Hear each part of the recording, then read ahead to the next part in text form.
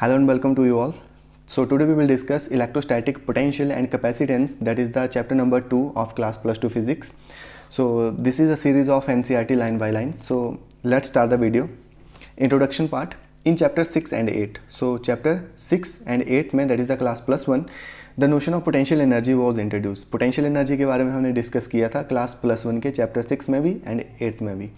Okay, so when an external force does work in taking a body from a point to another point, जैसे हम external force किसी object के ऊपर लगाते हैं, उसको एक जगह से दूसरी जगह तक लेके जाते हैं. लाइक स्प्रिंग फोर्स के अगेंस्ट में मैंने एक्सटर्नल फोर्स लगाई, ग्रेविटेशनल फोर्स के अगेंस्ट में मैंने एक्सटर्नल फोर्स लगाई, तो वो फोर्स पोटेंशियल एनर्जी की फॉर्म में स्टोर हो जाती है. For example, this is the spring and spring force के अगेंस्ट में मैं एक फोर्स लगा रहा हूँ. इट मीन्स मैं इसको कंप्रेस करने की कोशिश कर रहा हूँ, तो इस स्प्रिंग में एक एनर्जी स्टोर होगी. That energy is known as the spring potential energy. Okay, for example, this is the object. Against the gravitational force मैं इसके ऊपर एक फोर्स लगा रहा हूँ और इसको one point to another point move कर रहा हूँ. सो ड्यू टू हाइट इसमें एक एनर्जी स्टोर हो जाएगी and that energy is known as gravitational potential energy. It means जैसे हम वर्क डन करेंगे, एक्सटर्नल फोर्स लगाएंगे अगेंस्ट द स्प्रिंग फोर्स और ग्रेविटेशनल फोर्स, उसमें एक एनर्जी स्टोर हो जाती है ऑब्जेक्ट में, जिसको हम बोलते हैं potential energy of the body. When the external force is removed, the body moves gaining kinetic energy and losing an equal amount of potential energy. जैसे हमने एक्सटर्नल फोर्स जो ऑब्जेक्ट के ऊपर लगाई थी उसको हटाया, सो बॉडी की पोटेंशियल एनर्जी कम हो जाती है और उसकी काइनेटिक एनर्जी धीरे धीरे इंक्रीज होती रहती है. The sum of kinetic energy and potential energy thus conserve. So दोनों का सम कंजर्व रहता है. जितनी हम काइनेटिक एनर्जी इंक्रीज कर रहे हैं उतनी ही पोटेंशियल एनर्जी डिक्रीज होती जाती है, इसलिए दोनों का सम कंजर्व रहता है. Forces of this kind are called conservative forces. इसलिए इस तरीके की फोर्सेज को हम कंजर्वेटिव फोर्स बोलते हैं.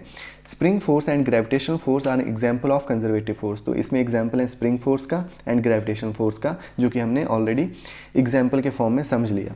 सो coulomb force between two charges is also an conservative force. So coulomb force की बात करते हैं. चैप्टर 1 में हमने कूलम फोर्स के बारे में पढ़ा था. सो कूलम फोर्स दो स्टेशनरी चार्ज के बीच में लगती है and Coulomb force is also conservative force.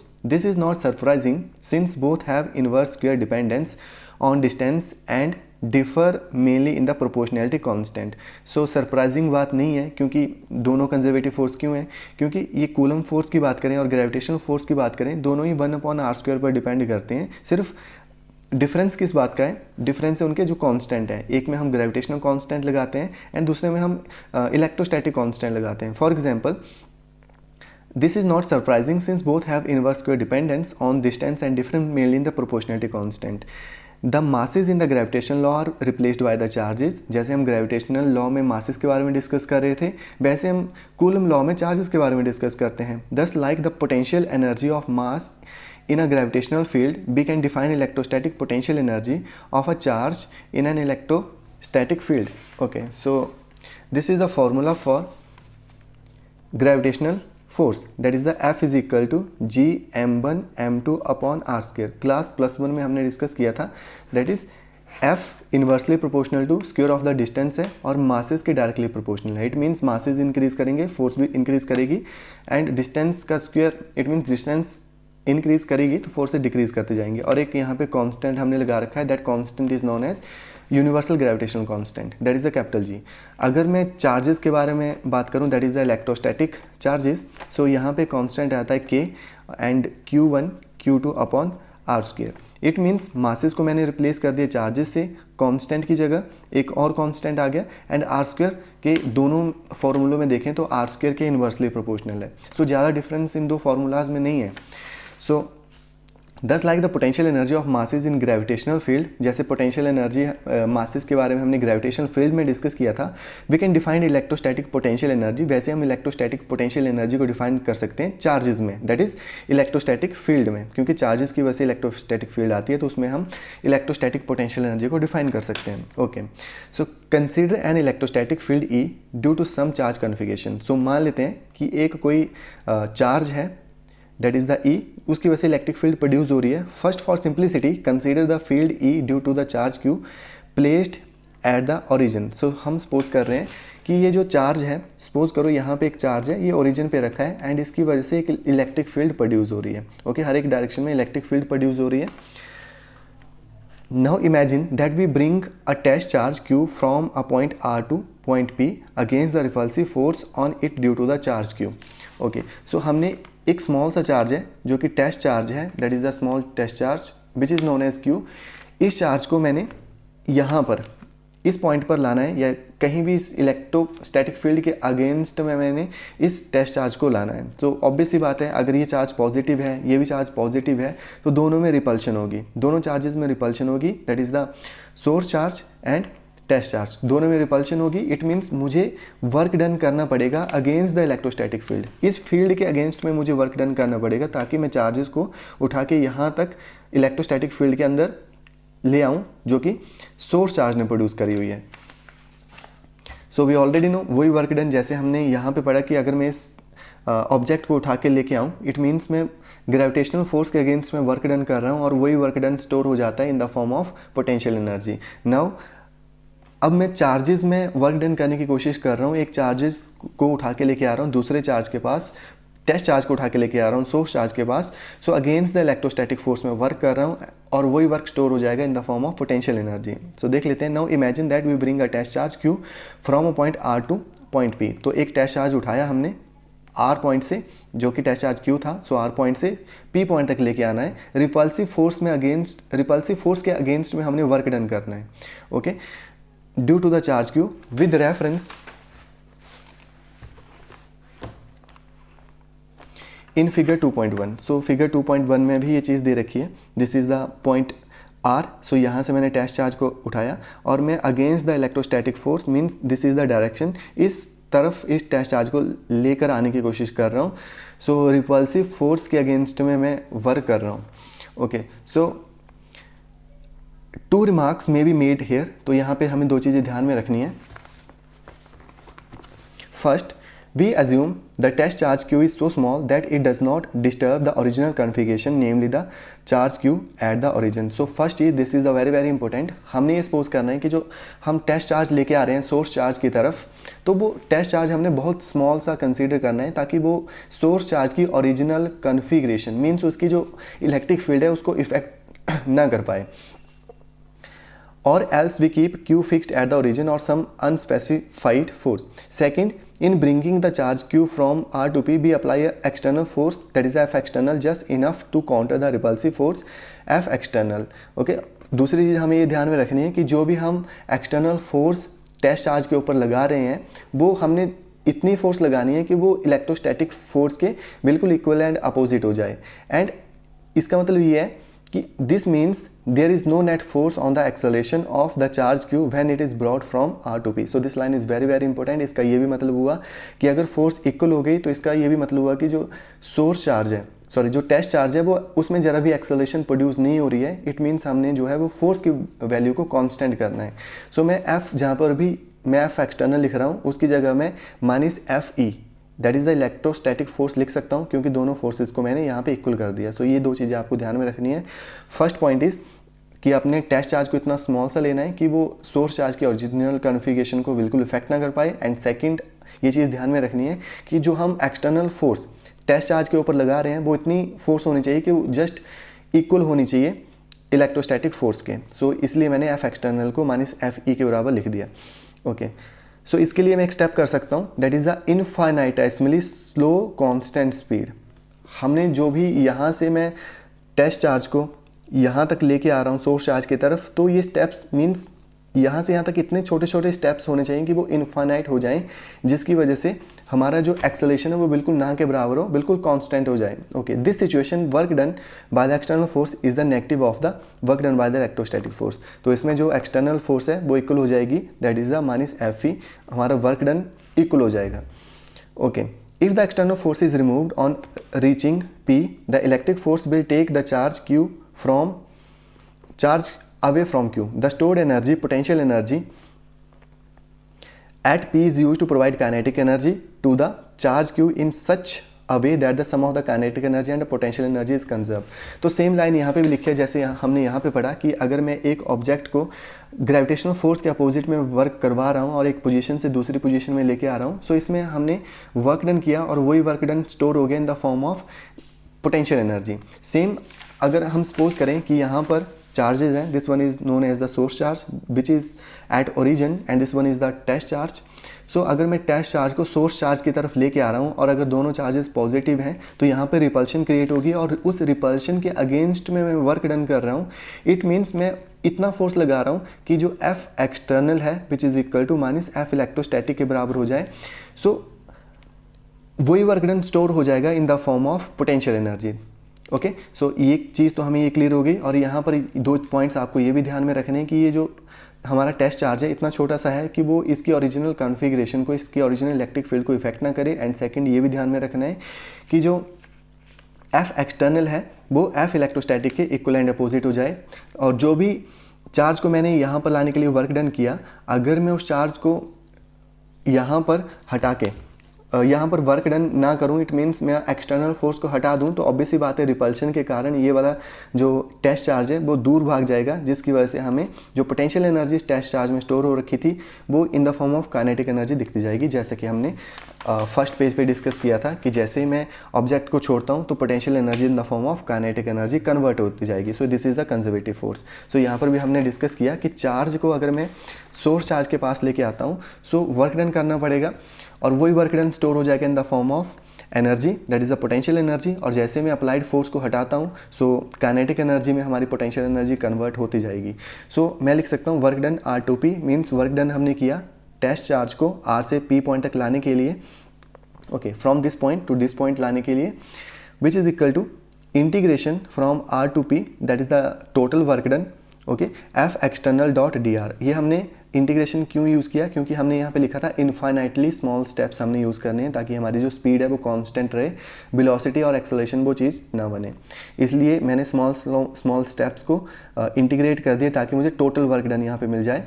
Okay, सो मैं एफ एक्सटर्नल यहाँ पर हमने डिस्कस किया, एफ एक्सटर्नल को मैं माइनस एफ ई के बराबर पुट कर सकता हूँ जो कि सेकंड पॉइंट की हमारी एजम्पशन थी. तो मैंने एफ एक्सटर्नल की जगह माइनस एफ ई यहाँ पे यूज़ कर लिया. तो हमारी equation that is the work done R2P which is equal to minus integration R2P F external dot DR ये बनेंगे. बिकॉज वर्क डन क्या होता है, force into displacement. Okay, so this work done is against electrostatic repulsive force and get stored as a potential energy. So जो भी हम work done यहाँ पे कर रहे हैं वो सारा का सारा वर्क डन स्टोर हो गया इन the form of potential energy. I hope this is clear. So at every point in electric field, a particle with charge q possesses certain electrostatic potential energy. So हर एक point पे हम against the electrostatic force, repulsive force के against में हम work कर रहे हैं. सो हर एक पॉइंट पे पोटेंशियल एनर्जी इंक्रीज हो रही है. This work done increases this potential energy by an amount equal to potential difference between points R2P. So ये वाली लाइन बहुत बहुत इंपॉर्टेंट है कि जितना हम वर्क डन कर रहे हैं और जितना कि पोटेंशियल डिफरेंस हो रहा है, सारा का सारा वर्क डन स्टोर है in the form of potential energy. तो ये लाइन आपको ध्यान में रखनी है. वर्क डन इंक्रीजेज, जैसे हम वर्क डन को इंक्रीज कर रहे हैं, it's potential energy by an amount equal to potential difference between points R2P. This potential energy difference कितना आ गया, that is the delta U which is equal to final minus initial. Difference को हम लिखते हैं that is the final energy minus initial potential energy which is equal to work done. So obvious ही बात है. So suppose this is the source charge और test charge को मैं धीरे धीरे खिसका के मीन्स एक्सटर्नल फोर्स लगा के इनफाइनाइटेसिमली स्मॉल स्टेप्स में यहाँ तक पहुँचा रहा हूँ. तो इसकी रिपल्शन इंक्रीज़ हो रही है. जैसे मैं यहाँ तक पहुँचाऊँगा रिपल्शन इसकी और इंक्रीज़ हो जाएगी, क्योंकि ऑब्वियस सी बात है जैसे हम सोर्स चार्ज के पास जाएंगे उतनी इलेक्ट्रिक फील्ड इंक्रीज़ होती जाएगी. मैक्सिमम इलेक्ट्रिक फील्ड इसके आसपास होगी. ओके, जैसे दूर जाते जाएंगे इसकी इलेक्ट्रिक फील्ड बढ़ती जाएगी. तो इट मीन्स जैसे मैं टेस्ट चार्ज को इसके पास लेके आ रहा हूँ, हमें ज़्यादा वर्क डन करना पड़ रहा है. जितना और पास लेके आऊँगा उतना ज़्यादा वर्क डन करना पड़ेगा.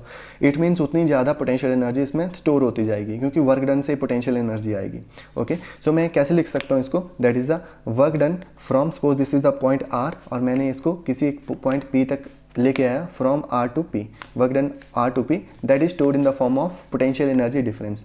सो पोटेंशियल एनर्जी डिफरेंस को मैं ऐसे लिखूंगा, that is the final point जहाँ तक मैं लेके आया minus initial point that is the this one. Okay, so work done को मैं पोटेंशियल एनर्जी डिफरेंस की फॉर्म में लिख सकता हूँ. So I hope this step is very very important. ये आपको क्लियर होना चाहिए. सिर्फ वर्क डन को मैं पोटेंशियल एनर्जी डिफरेंस की फॉर्म में कैसे लिख सकते हैं. Okay, so note here that this displacement is in an opposite sense to the electric force and hence work done by electric field is negative. Okay, so obvious सी बात है, ये जो भी हम वर्क डन कर रहे हैं, ये जो भी टेस्ट चार्ज की डिस्प्लेसमेंट हो रही है वो इलेक्ट्रोस्टैटिक फोर्स के अगेंस्ट में हो रही है। जो भी इलेक्ट्रिक फील्ड यहाँ से अप्लाई हो रही है उसके अगेंस्ट में हम वर्क डन करवा रहे हैं। इट मीन्स जो रिपल्शन क्रिएट होगी ये इस फोर्स के, जो हम एक्सटर्नल फोर्स क्रिएट कर रहे हैं उसके अपोजिट में होगी। और यहाँ पे हम ये भी बोल सकते हैं work done by an electric field is negative, क्योंकि इलेक्ट्रिक फील्ड भी एक रिपल्सिव फोर्स क्रिएट कर रही है, तो वो वाला वर्क डन नेगेटिव होगा। तो उस वर्क डन को हम -WRP की फॉर्म में लिख सकते हैं, that is the minus work done from R to P। Okay, so here therefore we can define electric potential energy difference between 2 points as the work required to be done an external force in moving charge q from one point to another। so इसलिए potential energy difference क्या हो गया कि कितना हम काम कर रहे हैं एक चार्ज को दूसरे चार्ज तक या उसकी इलेक्ट्रिक फील्ड तक पहुंचाने के लिए, जो भी हम वर्क डन कर रहे हैं that stores in the form of potential energy. So 2 important comments may be made at this stage. यहाँ पर हम 2 और चीज़ें देखेंगे, 2 पॉइंट्स हमें ध्यान में रखने हैं कि work done by an electrostatic field is moving a charge from one point to another depends only in the initial and the final points and is independent of the path taken to from one point to another. So work done path पे depend नहीं कर रहा है, work done depend कर रहा है कि हम इनिशियल और फाइनल स्टेट में मीन्स कि कहाँ से कहाँ तक हम टेस्ट चार्ज को उठा के लेके आए। सपोज करो अभी यहाँ पर सोर्स चार्ज है, यहाँ पर टेस्ट चार्ज है। अब टेस्ट चार्ज को यहाँ तक सोर्स चार्ज तक पहुँचाने के अलग अलग रास्ते हैं। मैं इस रास्ते से भी पहुँचा सकता हूँ, मैं इस रास्ते से भी पहुँचा सकता हूँ। ओके, मैं ये डायरेक्ट वाला रास्ता भी यूज़ कर सकता हूँ। बहुत सारे रास्तों से आप इसको सोर्स चार्ज की तरफ लेके आ सकते हो, वर्क डन कर सकते हो। ओके, लेकिन किसी एक पर्टिकुलर पॉइंट पर कितनी पोटेंशियल एनर्जी स्टोर होगी वो आप कौन से रास्ते से उस टेस्ट चार्ज को उठा के लेके आए हो उस रास्ते पर डिपेंड नहीं करेगी। मीन्स ये पाथ के इंडिपेंडेंट होती है, ये डिपेंड करती है only initial and the final point कि आप कहाँ से कहाँ तक उठा के लेके आए। ओके, और कौन से पाथ से लेके आए इस चीज़ पर डिपेंड नहीं करती। सो एक चीज़ आपको ये ध्यान में रखनी है, this is the very very important thing that इसको हम कंजर्वेटिव फोर्स भी बोलते हैं, जो कि पाथ पर डिपेंड नहीं करता। The path independence of work done by electrostatic field can be proved using the Coulomb law. We omit this proof here. Okay, so यहाँ पे लिखा है this is the fundamental characteristic of a force of a conservative force. तो जो path पर depend ना करे, independent हो, उसको हम बोलते हैं कंजर्वेटिव फोर्स। एक चीज़ तो आपको ये ध्यान में रखनी है। दूसरी चीज़ that is the equation 2.2 define potential energy difference in terms of the physically meaningful quantity work. So equation 2.2 हमने देखी, this is the equation 2.2। So work की फॉर्म में हम पोटेंशियल एनर्जी डिफरेंस को एक्सप्लेन कर रहे हैं with the form of work. Okay, so work done from R to P is equal to final energy minus initial potential energy. Okay, that is the final energy difference, that is the energy difference. तो यहाँ पर हम ये भी देख सकते हैं clearly potential energy so defined is undetermined to within an additive constant. What this means that the actual value of the potential energy is not physically significant. This point is very very important. जो भी potential energy अगर मैं single एक point लूँ तो वो बिल्कुल भी पॉइंट और लाइन सिग्निफिकेंट नहीं है। It is only the difference of potential energy that is significant. So यहाँ पर ये बोलने की कोशिश करिए कि सिंगल पॉइंट का पोटेंशियल एनर्जी एक्सप्लेन हम नहीं कर सकते, only potential energy difference is significant. We can always add an arbitrary constant alpha to potential energy at every point. Okay, so यहाँ इस पॉइंट को फिर से एक्सप्लेन कर लेते हैं कि अगर मैं ये बात करूँ दैट इज़ इक्वेशन 2.2 को अगर देखें, सो वर्क डन को मैं पोटेंशियल एनर्जी की फॉर्म में लिख रहा हूँ। So this is the potential energy difference which is equal to work done. जितना काम हमने किया वो स्टोर हो गया पोटेंशियल एनर्जी की फॉर्म में। सो यहाँ पर मैंने वर्क डन को पोटेंशियल एनर्जी डिफरेंस लिखा, क्योंकि यहाँ से अगर मैं किसी टेस्ट चार्ज को उठा के लेके आऊँ तो मुझे वर्क डन करना पड़ेगा यहाँ से यहाँ तक। ओके, सो जितना भी मैंने वर्क डन किया वो सारा का सारा स्टोर हो गया इन the form of potential energy. Okay, potential अगर मैं वर्क डन कम करूँगा तो ऑब्वियस सी बात है वर्क पोटेंशियल एनर्जी कम स्टोर होगी। वर्क डन ज़्यादा करूँगा तो मैं ज़्यादा चार्ज के पास पहुँच जाऊँगा तो उतनी ज़्यादा पोटेंशियल एनर्जी स्टोर होगी। और दूसरी ये भी बात आपको ध्यान में रखनी है कि क्या हम ऐसा नहीं लिख सकते दैट इज़ द 5 जूल किसी एक पर्टिकुलर पॉइंट पर पोटेंशियल है। हाँ लिख सकते हैं, लेकिन अगर आप सेकंड पॉइंट जो वो इन्फानाइट पे मान के चलो। ओके, सो यहाँ पर हमेशा आपको ये ध्यान में रखनी है कि जो एनर्जी लेंगे वो हमेशा 2 पॉइंट का डिफरेंस लेंगे, that is the potential energy difference एक टर्म होती है, पोटेंशियल एनर्जी कोई टर्म नहीं होती, इसलिए आपको डिफरेंस हमेशा ध्यान में रखना है। अगर दूसरा पॉइंट नहीं दे रखा सो आप उसको इन्फिनाइट पे एज्यूम करके चल सकते हैं। ओके, सो यहाँ पर भी ये चीज़ें दे रखी हैं, जैसे फॉर एग्जांपल हम पोटेंशियल एनर्जी को, अगर मेरे पास कोई एक्चुअल वैल्यू नहीं है तो मैं यहाँ पर कुछ आर्बिट्रेरी कांस्टेंट ऐड कर सकता हूँ, दैट इज़ द कुछ अपने मन से भी कांस्टेंट ऐड कर सकता हूँ। फॉर एग्जांपल ये मैंने डिफरेंस लिख दिया, that is the potential energy difference, साथ में मैंने यहाँ पे अल्फा ऐड कर दिया और यहाँ पे भी अल्फा। जब माइनस से अल्फा को मल्टीप्लाई होगा अंदर, सो अल्फा से अल्फा कैंसिल हो जाएगा, मेरे पास ये टर्म बचेगी, that is the potential energy difference. So यहाँ पर एक और लाइन दे रखी है, so freedom in choosing the point where potential energy zero. So आपके पास फ्रीडम है कि आप जो है वो पॉइंट चूज़ कर सकते हैं अगर आपके पास पॉइंट्स नहीं दे रखे, क्योंकि पोटेंशियल एनर्जी 2 पॉइंट्स का ही डिफरेंस होती है। अगर आपके पास पॉइंट्स नहीं दे रखे तो आप उनको चूज़ कर सकते हो। Convenient choice is to have electrostatic potential energy zero at infinity. अगर आप इन्फिनिटी पे भी दूसरा पॉइंट चूज़ करना चाहते हैं तो आप उसको चूज़ कर सकते हैं, क्योंकि इन्फिनिटी पे हम दूसरा पॉइंट जो है वो जीरो सपोज पोटेंशियल एनर्जी जो है वो जीरो सपोज करके चलते हैं। With this choice if we take the point R at infinity we get from equation 2.2। So अगर मैंने दूसरा पॉइंट इन्फाइनाइट पे ले लिया, सो मेरे पास इक्वेशन 2.2 की आ गई, that is the final point minus initial point. So infinity से उठा के वर्क डन किया और टेस्ट चार्ज को मैंने पहुंचा दिया पी पॉइंट के ऊपर। ओके, सो आर की जगह मैं इन्फाइनाइट लिख सकता हूँ, एंड इन्फाइनाइट पे पोटेंशियल एनर्जी जीरो होती है, इट मीन्स मैं इस पॉइंट की जगह जीरो भी लिख सकता हूँ। सो कितना बन गया, that is the final point which is equal to और potential energy which is equal to work done R to P. So यहाँ पर ये लिखा हुआ है वर्क डन फ्रॉम आर की जगह इन्फिनाइट ले लिया, so infinite to P which is equal to potential energy difference, so 2 points का डिफरेंस, work done to move a unit positive charge from infinity to point P. Okay, so in the external field that is equal to, क्योंकि ये वाला point zero हो गया तो हमारे पास सिर्फ यही पॉइंट बना। So these 2 points are also important. So यहाँ पर हमने 2 पॉइंट सपोज किए थे, सो ये 2 पॉइंट आपको ध्यान में रखने हैं कि जो टेस्ट चार्ज है वो इतना स्मॉल होना चाहिए कि वो ओरिजिनल चार्ज की कॉन्फ़िगरेशन को इफेक्ट ना कर पाए, और दूसरा पॉइंट हमने ये ध्यान में रखा कि हमने फोर्स जो लगानी है वो इतनी स्मॉल फोर्स लगानी है कि F external which is equal to minus F E के बराबर हो जाए, दैट इज़ इलेक्ट्रोस्टैटिक फोर्स के बराबर हो जाए। मीन्स हमने इन्फिनाइटली स्मॉल स्टेप्स में टेस्ट चार्ज को सोर्स चार्ज की तरफ लेके आना है। और यहाँ पर भी हमने 2 पॉइंट ध्यान में रखने हैं कि जो वर्क डन होता है वो पाथ पे डिपेंड नहीं कर रहा, वो इंडिपेंडेंट ऑफ द पाथ है, और इसी प्रॉपर्टी को हम बोलते हैं कंजर्वेटिव फोर्स। और दूसरा पॉइंट आपने ध्यान में रखना है कि पोटेंशियल एनर्जी कोई एक पॉइंट कोई वैल्यू नहीं रखता, पोटेंशियल एनर्जी डिफरेंस एक सिग्निफिकेंट मीनिंग है। सो अगर आपके पास दूसरा पॉइंट नहीं दे रखा तो आप उसको ज़ीरो पे एज्यूम कर सकते हो, और ज़ीरो पे जो पोटेंशियल एनर्जी होती है वो ज़ीरो होती है। इन्फिनिटी पे अगर आपके पास दूसरा पॉइंट नहीं दे रखा तो आप उसको इन्फिनिटी पे सपोज कर सकते हो, और इन्फिनिटी पे पोटेंशियल एनर्जी जो होती है वो ज़ीरो होती है। It means that is the work done from infinity to P. ये लाइन आपको आगे समझ। Okay, so next one is the electrostatic potential. So अभी हमने डिस्कस किया कि पोटेंशियल नहीं होता, पोटेंशियल डिफरेंस होता है। सो यहाँ पर पोटेंशियल कैसे आ गया, इलेक्ट्रोस्टैटिक पोटेंशियल हमने क्यों लिखा, इलेक्ट्रोस्टैटिक पोटेंशियल डिफरेंस क्यों नहीं लिखा।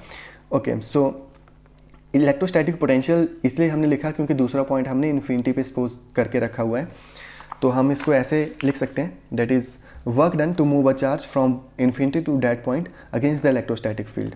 Okay, so work done per unit test charge is characteristic of the electric field associated with the charge configurations. Means मैं इलेक्ट्रोस्टैटिक पोटेंशियल को कैसे लिख सकता हूँ, that is potential is equal to work done R से P तक उठा के लेके आया, और आर को अगर मैं इन्फिनिटी मान लूँ, work done upon test charge.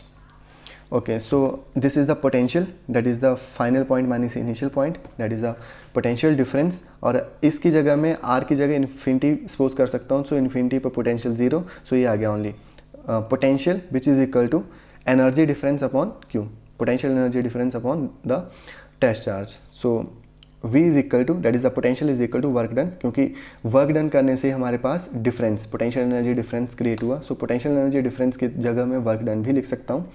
Okay, यहाँ से भी इक्वेशन आ सकती है कि वर्क डन हमने पोटेंशियल एनर्जी डिफरेंस की जगह पे लिखा है। सो सेम इक्वेशन को मैंने यहाँ पे पुट कर दिया। सो मेरे पास पोटेंशियल की वैल्यू कितनी आ गई, that is the work done upon this one is the test charge. Okay, so electrostatic potential को हम एक अलग डेफिनेशन से समझ सकते हैं। इलेक्ट्रोस्टैटिक पोटेंशियल क्या होता है, so suppose this is the source charge, इसकी वजह से इलेक्ट्रिक फील्ड प्रोड्यूस हो रही है। अब मैंने किसी चार्ज को उठा के लेके आना है इस इलेक्ट्रोस्टैटिक फील्ड के अंदर। सो मैंने क्या किया, इस पे एक्सटर्नल फोर्स लगाई। सो ऑब्वियस सी बात है, ये इलेक्ट्रोस्टैटिक फोर्स के अगेंस्ट में मुझे वर्क डन करना पड़ेगा। ओके, सो जैसे जैसे मैं इस चार्ज के पास आता जा रहा हूँ वैसे वैसे इसकी जो रिपल्सिव फोर्स है वो इंक्रीज़ हो रही है। ये रिपल्सिव फोर्स यहाँ पे कुछ और होगी, यहाँ पे थोड़ी और इंक्रीज़ हो जाएगी। अगर मैं टेस्ट चार्ज को यहाँ पे लेके आऊँ तो और ज़्यादा रिपल्सिव फोर्स बढ़ जाएगी। ओके, सो किसी एक पर्टिकुलर पॉइंट पर इस सोर्स चार्ज की वजह से इस टेस्ट चार्ज को कितना रिपल्शन सहना पड़ रहा है उसको बोलते हैं हम electrostatic potential. Okay, so that is the, इसको डिफरेंट पॉइंट और डिफरेंट तरीके से हम ये देख सकते हैं, that is the work done upon charge. कितना वर्क डन करना पड़ रहा है हमें किसी पर्टिकुलर पॉइंट पर टेस्ट चार्ज को लेके जाने के लिए, तो वही स्टोर हो रहा है in the form of potential. Okay, I hope this is clear. So जितना ज़्यादा हम वर्क डन करेंगे उतना ही ज़्यादा पोटेंशियल एनर्जी स्टोर हो जाएगी। सो यहाँ पर भी हम कुछ चीज़ें देखें, that as before that it is not actual value of the potential but the potential difference that is physically significance. So यहाँ पर भी पोटेंशियल कोई चीज़ मायने नहीं रखती, पोटेंशियल डिफरेंस मायने रखता है। Potential is not meaningful, potential difference is meaningful. So if as before we choose the potential to zero at infinity, तो यहाँ पर भी हम जो है वो सेकंड पॉइंट हमारे पास नहीं दे रखा, तो हम उसको जीरो पे एज्यूम करके चल सकते हैं। Work done by external force in bringing a unit positive charge from infinity. So यहाँ पे लिखा है कि वर्क डन एक्सटर्नल फोर्स ने कितना किया एक यूनिट पॉजिटिव चार्ज को इन्फिनिटी से लेके आने में और किसी पॉइंट पर रखने में, वो स्टोर हो रहा है in the form of potential at that particular point. Okay, so यहाँ पर हम दूसरा पॉइंट सपोज कर रहे हैं कि वो इन्फिनिटी पे रखा हुआ है।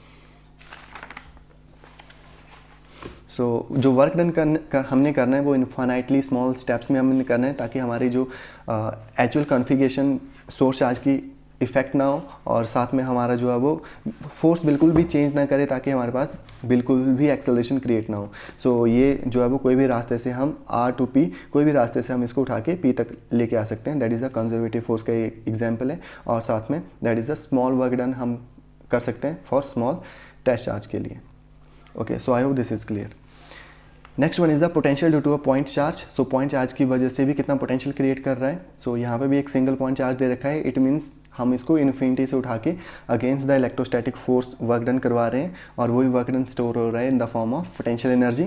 सो यहाँ पे देख लेते हैं, तो यहाँ पर मैंने अलग से ये डेरिवेशन कर रखी है। सो इन्फिनिटी से हम अगर चार्ज को उठा के लेके आए टेस्ट चार्ज को, और यहाँ पर हमने किसी एक पर्टिकुलर पॉइंट ए पे रख दिया, सो कितना वर्क डन करना पड़ा और कितना हमें फोर्स लगाना पड़ा। पहले फोर्स देख लेते हैं, उसके बाद हम पोटेंशियल एनर्जी कितना स्टोर हुआ वो देख लेते हैं। So force we already know, Coulomb law से हम इसको कैलकुलेट कर सकते हैं, that is the 1/4 pi epsilon naught Q, जो कि हमने ये वाला चार्ज लिख रखा है।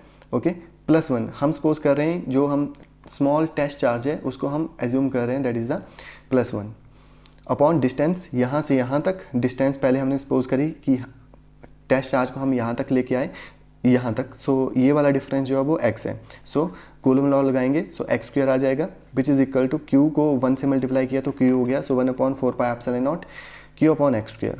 डन। सो वर्क डन क्या होता है, force into displacement. So force की वैल्यू मेरे पास ये रखी है, सो इस वैल्यू को मैं यहाँ पे रख दूंगा। अगेन हम यहाँ पे पहले एंगल चेक कर लेंगे। सो अगर मैं इलेक्ट्रोस्टैटिक फोर्स और वर्क डन या डिस्प्लेसमेंट की बात करूँ, सो डिस्प्लेसमेंट हम इस डायरेक्शन में कर रहे हैं और इलेक्ट्रोस्टैटिक फोर्स इस डायरेक्शन में हो रहा है। ओके, सो ये जो सोर्स चार्ज है वो इलेक्ट्रिक फील्ड इस डायरेक्शन में लगा रहा है, that is the repulsive force test charge के ऊपर, और वर्क डन मीन्स डिस्प्लेसमेंट हम इस डायरेक्शन में कर रहे हैं। सो फोर्स एंड डिस्प्लेसमेंट दोनों का एंगल 180 डिग्री आ गया। सो 180 की जगह हमने -1 पुट कर दी, that is the cos 180 is -1। सो ये आ गया -f dx, और f की वैल्यू हम यहाँ से निकाल लेंगे। So 1/4 pi epsilon naught q upon x² with minus sign, और dx यहाँ पे आ गया। सो ये तो वर्क डन की वैल्यू आ गई with the small work done. अगर मैंने कंप्लीट वर्क डन निकालना है, सो मैं इसका इंटीग्रेशन कर दूंगा और दूसरी साइड भी इंटीग्रेशन हो जाएगा infinity to point r। Okay, this distance r। सो ये कितना हो गया, that is q/4 pi epsilon not. ये तो एक कॉमन कॉन्स्टेंट टर्म है, सो ये कॉन्स्टेंट टर्म बाहर आ गई, q/4 pi epsilon not. Integration किसकी होगी, ओनली 1/x² की। सो 1/x² की इंटीग्रेशन होती है x-1 upon -1 with limits infinity to r। Okay, so यहाँ पर मैंने लिमिट्स पुट कर दी, that is the upper limit minus lower limit. So 1/∞, ये तो वैल्यू 0 हो गई, 1/r हमारे पास बचा। सो पोटेंशियल कितना आ गया, दैट इज़ द 1/4πε0, और ये वैल्यू को मैंने यहाँ पे लिख दिया Q/r। So this is the important formula. So इन्होंने कैपिटल Q से सपोज किया हुआ है, सो आप भी कैपिटल Q से सपोज कर सकते हो सोर्स चार्ज को। सो ये भी सोर्स चार्ज है, मैंने स्मॉल q से सपोज किया, यहाँ पे कैपिटल Q से। Okay, so potential at a distance r कितना हो गया, that is the charge upon 4πε0 into R. So यहाँ पर हम ध्यान से देखें, सो पोटेंशियल डिपेंड कर रहा है ओनली 1/r के ऊपर। सो यही चीज़ को हम आगे कैरी करते हैं। अगर दोनों चार्जेस पॉजिटिव होंगे तो दोनों में रिपल्शन क्रिएट होगी, और अगर एक चार्ज पॉजिटिव और एक चार्ज नेगेटिव होगा तो दोनों में अट्रैक्शन होगी। तो यही लिखा है कि अगर एक चार्ज लेस देन 0 है, दूसरा चार्ज पोटेंशियल भी लेस देन 0 है, that is work done by external force per unit positive test charge in bringing it from infinity to that point is negative. So work done कितना आ जाएगा, negative. सो यहाँ पर ये एक ग्राफ दे रखा है, that graph is very important. Okay, so figure 2.4, that is the figure 2.4, show how the electrostatic potential directly proportional to 1/r and the electrostatic field directly proportional to 1/r square varies with r.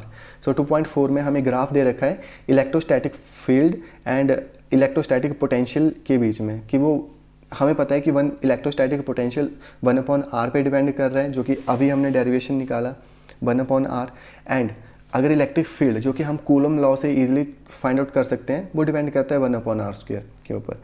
It means this is the value of electrostatic field और electrostatic potential. और इस side हम देखें distance बढ़ाने पे क्या होगा।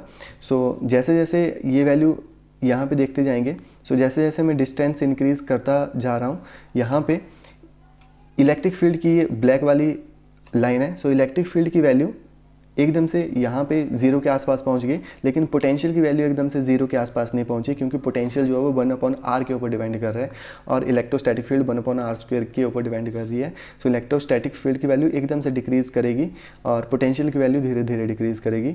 जहाँ पर इलेक्ट्रोस्टैटिक की वैल्यू 0 भी हो गई, लेकिन इसकी वैल्यू अभी 0 नहीं हुई। Okay, so I hope this is clear. Next question is example 2.1, calculate the potential at point P। P point पर हमने पोटेंशियल को कैलकुलेट करना है due to a charge 4 × 10⁻⁷ Coulomb located 9 centimetre away. तो यहाँ पर हमें चार्ज की वैल्यू दे रखी है, this is the source charge, और यहाँ पे R की वैल्यू दे रखी है 9 सेंटीमीटर। फर्स्ट ऑफ ऑल इसको मीटर में कन्वर्ट करना पड़ेगा। सो कितना आ जाएगा, V = 1/4πε0 Q/r। ये हमने potential due to a single point charge एक फार्मूला आता है, वो याद करना है, उसमें वैल्यू को पुट करके हमें आंसर कैलकुलेट करना है। सो 1/4πε0 की वैल्यू होती है 9 × 10⁹ newton metre square Coulomb -2 into source charge की वैल्यू दे रखी है 4 × 10⁻⁷, एंड अगर इसको मैंने सेंटीमीटर से मीटर में कन्वर्ट कर लिया, ये आ गया 0.09 मीटर। ओके, सो इसको कैलकुलेट करेंगे, आंसर आ जाएगा 4 × 10⁴, that is in volt. So next question is, hence obtain the work done in bringing a charge of 2 × 10⁻⁹ coulomb from infinity to point P। सो यहाँ पर मुझे ये टेस्ट चार्ज की value दे रखी है, वर्क डन कैलकुलेट करना है मुझे। सो वर्क डन कितना होता है, that is the charge into potential. So work done हम यहाँ से निकाल सकते हैं। So potential is equal to work done upon charge. So charge को मैंने यहाँ पे मल्टीप्लाई कर दिया, वर्क डन कितना आ गया, potential into charge. So charge की वैल्यू दे रखी है 2 × 10⁻⁹, पोटेंशियल की वैल्यू दे रखी है 4 × 10⁴। सो मल्टीप्लाई करेंगे, ये आंसर आ जाएगा। Okay, so next is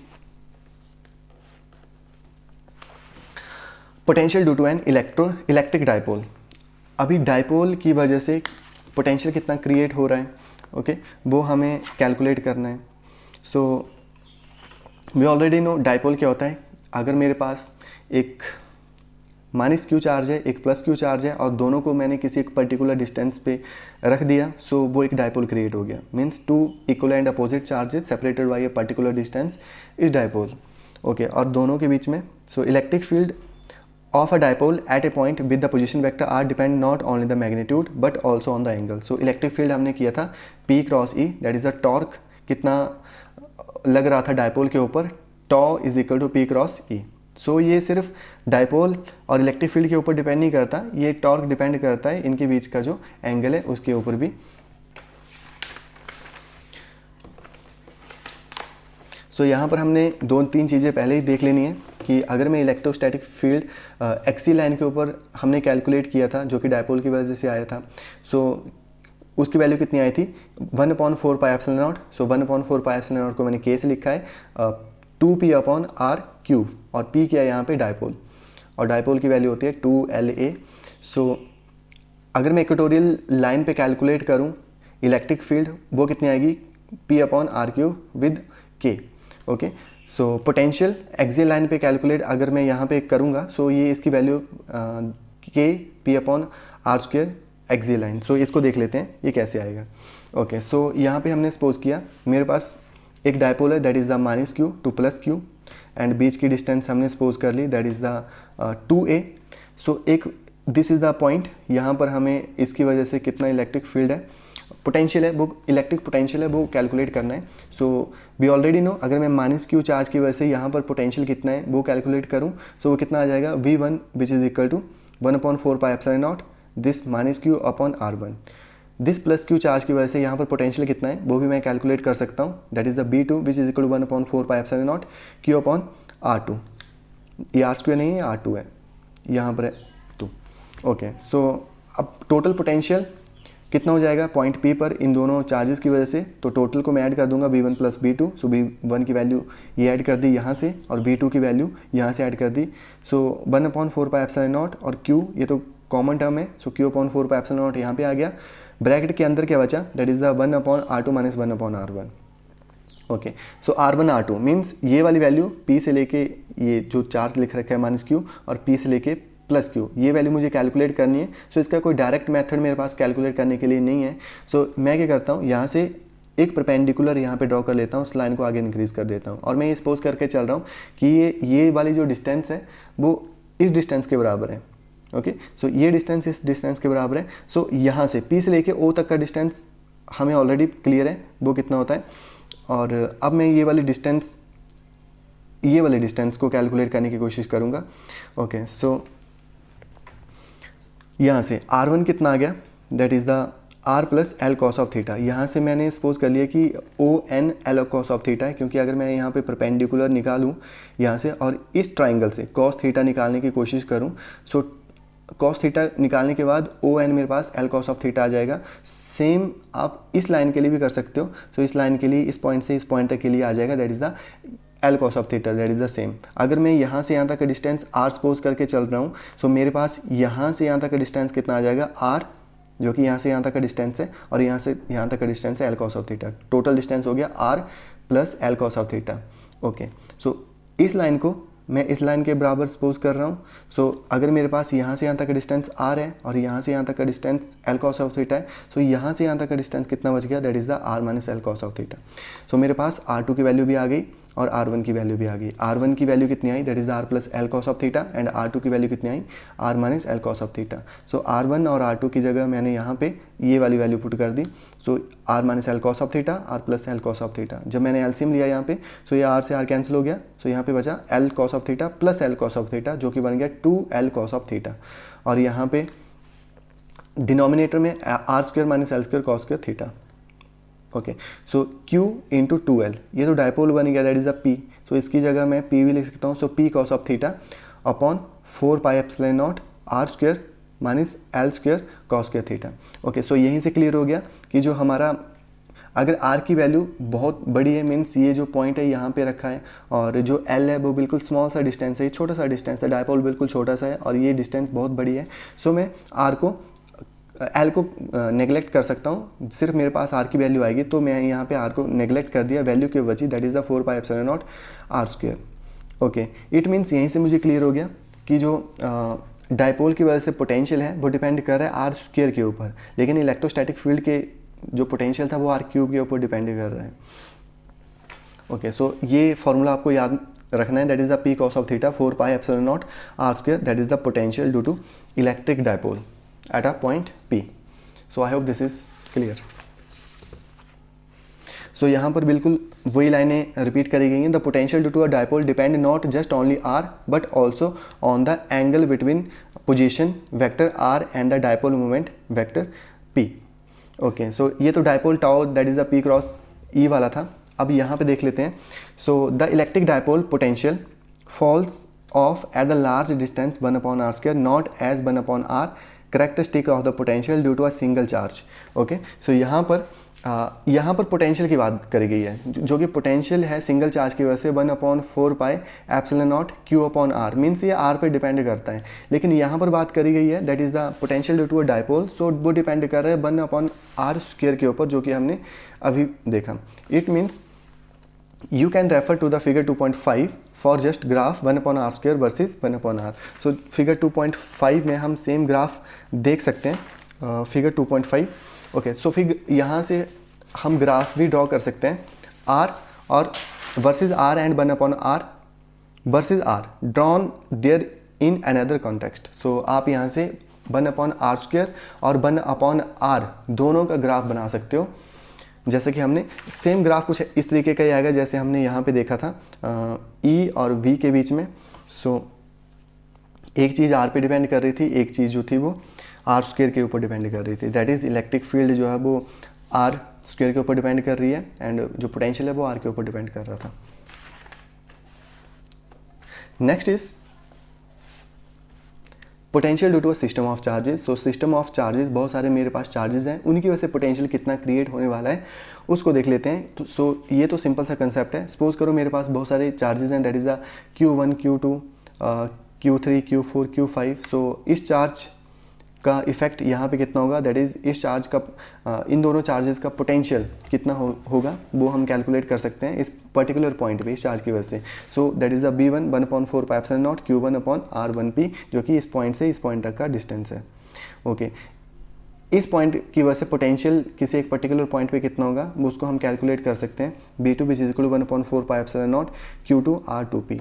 that is third charge की वजह से भी हम कैलकुलेट कर सकते हैं V3 1/4 pi epsilon not Q3r3p। अब इस चार्ज की वजह से भी सेम आएगा, इस चार्ज की वजह से भी पोटेंशियल आएगा Q5 की वजह से। For example V5 is equal to 1/4 pi epsilon naught Q5/r3p। इस तरीके से पोटेंशियल आ जाएगा। So total potential particular point P पर कितना हो गया, तो जितने भी मेरे पास चार्जेस हैं उन सबको मैं ऐड कर दूंगा, टोटल पोटेंशियल आ जाएगा। That is V is equal to B1 plus B2 plus so on up to Bn। सो ये सारी की सारी वैल्यू 1/4 पाई एप्सिलॉन नॉट तो एक कॉमन टर्म थी, ये बाहर आ गई। सो ब्रैकेट के अंदर क्या बचा, that is the Q1/r1p plus Q2/r2p plus so on up to Qn/rnp। Okay, so I hope this is again clear to you all. So next यहाँ पर देखते हैं, we have seen in chapter 1 that for uniformly charge spherical shell the electric field outside the shell is as if the entire charge is concentrated at the center, thus the potential outside the shell is given by। so chapter 1 में uniformly spherical shell के लिए हमने electric field देखा था कि field outside the shell is as if the entire charge is concentrated at the centre. जब सारा का सारा जो चार्ज था वो सेंटर पे कंसनट्रेटेड था, सो हमने उसके लिए इलेक्ट्रिक फील्ड देखी थी। अब हम पोटेंशियल देख लेते हैं स्फेरिकल शेल के लिए, तो पोटेंशियल की वैल्यू आ जाएगी 1/4 पाई एप्सिलॉन नॉट Q/r। अगर ये r की वैल्यू इस r से बड़ी है, जो कि ये कैपिटल R जो वो रेडियस है शेल का, स्फेरिकल शेल का। So where Q is the total charge on the shell and R is the radius. So ये कैपिटल R जो है वो रेडियस है, Q जो है वो शेल है। The electric field inside the shell is 0। Shell के अंदर इलेक्ट्रिक फील्ड 0 हो गई, जो कि हमने ऑलरेडी चैप्टर नंबर 1 में देखा था। This implies that potential is constant inside the shell. अगर इलेक्ट्रिक फील्ड की वैल्यू 0 होगी तो पोटेंशियल जो है वो कांस्टेंट हो जाएगा, क्योंकि पोटेंशियल कैसे क्रिएट होता है, वर्क डन करने से अगेंस्ट द इलेक्ट्रोस्टैटिक फोर्स। अब वहाँ पे इलेक्ट्रोस्टैटिक फोर्स ही नहीं है तो वर्क डन 0 हो जाएगा। इट मीन्स पोटेंशियल की वैल्यू हर एक पॉइंट पे कांस्टेंट हो जाएगी। So this implies that potential is constant inside the shell as no work done in moving a charge inside the shell and therefore equal its value at the surface, which is, और कितना हो जाएगा ये potential 1/4 pi epsilon naught Q/r। So I hope this is clear. So again यहाँ पे एक question दे रखा है। So two charges 3 × 10⁻⁸ Coulomb and -2 × 10⁻⁸ Coulomb are located 15 centimetre apart. दो चार्जेस हैं, एक चार्ज को मैंने O पे सपोज कर लिया जो कि 3 × 10⁻⁸ कूलम है, और दूसरा चार्ज को मैंने सपोज कर लिया -2 × 10⁻⁸ कूलम, जो कि A पॉइंट पे रखा है। At what point on the line joining the two charges, so किस पॉइंट पर इज़ द इलेक्ट्रिक पोटेंशियल 0। इस लाइन में किस पॉइंट पर पोटेंशियल 0 हो जाएगा। Take the potential at infinity to be 0। सो इन्फिनिटी पे हमने पोटेंशियल 0 सपोज करना है, जो कि हमें ऑलरेडी पता है कि इन्फिनिटी पे पोटेंशियल हम 0 सपोज करते हैं। सो यहाँ पर हम सपोज कर लेते हैं कि ये चार्ज O पॉइंट पे रखा है, और ये वाला चार्ज ये पॉइंट पे रखा है। सो ऑब्वियस सी बात है, या तो किसी एक पॉइंट P पर जो कि इस पॉइंट पे है, या फिर इस पॉइंट से आगे जो है वो पोटेंशियल की वैल्यू जीरो हो सकती है। यहाँ पर भी पोटेंशियल की वैल्यू कहीं पे जीरो हो सकती है और यहाँ पे भी पोटेंशियल की वैल्यू कहीं पॉइंट पे जीरो हो सकती है। तो मैं ये सपोज के चल रहा हूँ कि अगर यहाँ से यहाँ तक का डिस्टेंस जो है वो 15 सेंटीमीटर है from point O to A, तो पॉइंट O टू P मैंने डिस्टेंस सपोज कर लिया कि ये जो पॉइंट का डिस्टेंस है वो x है। तो यहाँ से यहाँ तक का डिस्टेंस कितना बचा, that is the 15 minus x, क्योंकि टोटल डिस्टेंस O से A तक 15 सेंटीमीटर है। ओके, सो यहाँ से यहाँ तक डिस्टेंस 15 सेंटीमीटर, यहाँ से डिस्टेंस x सेंटीमीटर जो कि सपोज किया, और यहाँ से यहाँ का कितना बच गया 15 माइनस x। सो पोटेंशियल के लिए हमने यहाँ पे देख लिया, इस पॉइंट की वजह से पोटेंशियल कितना आया, that is 1/4 pi epsilon naught 3 × 10⁻⁸ x × 10⁻²। Okay, so ये तो आ गया यहाँ से यहाँ तक का। सो -2 × 10⁻⁸ इस पॉइंट के लिए 15 माइनस x जो कि यहाँ से यहाँ तक का डिस्टेंस था इंटू 10⁻²। 10⁻² क्यों आ रहा है, क्योंकि ये सेंटीमीटर में दे रखा है, इसको हमने मीटर में भी चेंज करना है। सो यहाँ पे इसका कोई फ़र्क नहीं पड़ेगा वैसे, क्योंकि ये चीज़ कॉमन है, ये भी चीज़ 10⁻² भी यहाँ पे दोनों में, 10⁻8 भी यहाँ पे है। तो ये दूसरी तरफ सारी जो भी कॉमन चीज़ें वो दूसरी तरफ जाएंगी और कैंसिल होकर ये ज़ीरो ही हो जाएंगी। सो जो कॉमन ही है वो इस साइड बचेगा, तो 3 यहाँ पे है और x सिर्फ यहाँ पे बचा, माइनस यहाँ पे बचा 2, 15 माइनस x बचा। अगर इसको कैलकुलेट करूँगा तो मैं 9 आ जाएगा। ओके, तो अगर मैं सपोज कर रहा हूँ कि ये हो सकता है कि पोटेंशियल किसी एक पर्टिकुलर पॉइंट यहाँ पे जो है वो ज़ीरो हो जाए, तो इसके लिए हम कैसे कैलकुलेट कर सकते हैं। सो इसके लिए मैंने यहाँ से यहाँ तक का डिस्टेंस सपोज कर लिया x। ओके, और यहाँ से यहाँ तक का डिस्टेंस कितना आ गया, दैट इज़ द x - 15। अगर मैं यहाँ से यहाँ तक इस पॉइंट का डिस्टेंस सपोज करूँ, टोटल x है, तो यहाँ से इस पॉइंट तक का डिस्टेंस कितना आ गया, दैट इज़ पूरे को x माना था, उसमें से मैंने ये 15 माइनस कर दिया, तो बच गया दैट इज़ द x - 15। सो इस तरीके से हमारे पास एक और इक्वेशन आ जाएगी, इसको भी कैलकुलेट करूँगा मैं, तो आंसर आ जाएगा that is the 45 centimetre. So I hope this is clear. ये क्वेश्चन सिंपल सा है, इसको एक बार ट्राई करना, अदरवाइज़ फिर मैं इसका अलग से वीडियो बना दूंगा अगर क्लियर नहीं हुआ तो। Next one is the equipotential surfaces. So an equipotential surfaces is a surface with a constant value of potential at all point on the surface. तो इक्विपोटेंशियल सर्फेस नाम ही से क्लियर हो रहा है, इक्विपोटेंशियल, इक्वी मीन्स बराबर, potential means potential. So potential अगर बराबर हो जाए किसी सरफेस के ऊपर तो हम उसको बोलते हैं equipotential surface. So we already know कि सिंगल चार्ज की वजह से पोटेंशियल कितना होता है, that is 1/4 pi epsilon naught Q/R। Okay, so this is show that V is constant if R is constant. Okay, so अगर R कांस्टेंट यहाँ से हो गया तो B भी कांस्टेंट हो जाएगा। सो एक मैंने यहाँ पे एक चार्ज लिया, उसकी वजह से इलेक्ट्रिक फील्ड प्रोड्यूस हो रही है। अगर मैं यहाँ पे पोटेंशियल बनाने की कोशिश करूँ तो यहाँ पे मैं कुछ पोटेंशियल इस तरीके से बना सकता हूँ। अगर मैं यहाँ से यहाँ तक का डिस्टेंस R हर एक डायरेक्शन में R सपोज करके चलूँ तो पोटेंशियल कुछ ऐसे आ जाएगा।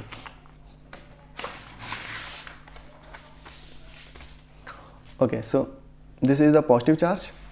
ओके, अगर मैं इलेक्ट्रिक फील्ड को ऐसे सपोज कर रहा हूँ, अगर यहाँ से यहाँ तक का डिस्टेंस R है, इस पॉइंट का भी डिस्टेंस R है, इस पॉइंट का भी डिस्टेंस R है, इस पॉइंट का भी डिस्टेंस R है, सारे पॉइंट को मैं सपोज करके चल रहा हूँ, तो एक सर्कल की फॉर्म में ये बन रहा है। इट मीन्स ये सर्कल के ऊपर सारा का सारा पोटेंशियल जो होगा वो कांस्टेंट होगा, पोटेंशियल की वैल्यू चेंज नहीं होगी। ओके, सो ये तो पॉइंट चार्ज की वजह से हम पोटेंशियल को क्रिएट कर सकते हैं, बना सकते हैं। Clearly electric field at every point is normal to the equipotential surface passing through the point. Electric field की वैल्यू जो है वो हमेशा परपेंडिकुलर होगी, और this is true in general for any charge configuration. Equipotential surface through a point is normal to the electric field at that point. The proof of the statement is simple. Okay, electric field हर एक point पे normal होगी, electric field की value जो है वो different नहीं हो सकती। सपोज करो ये इक्विपोटेंशियल सरफेस है, इसकी वैल्यू इस पॉइंट पर इलेक्ट्रिक फील्ड की वैल्यू यहाँ पे बिल्कुल परपेंडिकुलर होगी और यहाँ पे एंगल नहीं बन सकता। क्यों? क्योंकि अगर इलेक्ट्रिक फील्ड की वैल्यू अगर और एंगल बनाएंगे तो इसके मैं दो कंपोनेंट डिवाइड कर सकता हूँ, that is the first component and second component. और अगर यहाँ पे कोई भी इलेक्ट्रिक फील्ड का कंपोनेंट आ गया तो ऑब्वियस सी बात है वो जो चार्ज हैं उनके ऊपर फोर्स लगाएगा और चार्ज जो है वो मूव करते रहेंगे।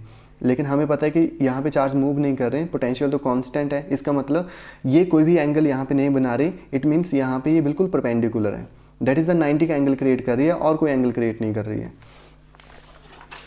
Okay, so if the field were not normal to the equipotential surface it would have non zero component along its surface. तो यही बोला गया है कि अगर नॉर्मल नहीं होगी इलेक्ट्रिक फील्ड तो वो उसका कोई ना कोई कंपोनेंट बच जाएगा जो कि नॉन जीरो कंपोनेंट होगा, और बाकी वो चार्जेस पर फोर्स लगाएगा जिसकी वजह से चार्ज आगे की तरफ मूव करेंगे। सो अगर मेरे पास कांस्टेंट इलेक्ट्रिक फील्ड है तो उसकी वजह से मैं इक्विपोटेंशियल सरफेस को कुछ इस तरीके से ड्रॉ कर सकता हूँ। So this one is the very very important, यहाँ से आपको डायरेक्ट क्वेश्चन भी आता है। सो क्वेश्चन क्या है वो मैं आपको दिखा देता हूँ।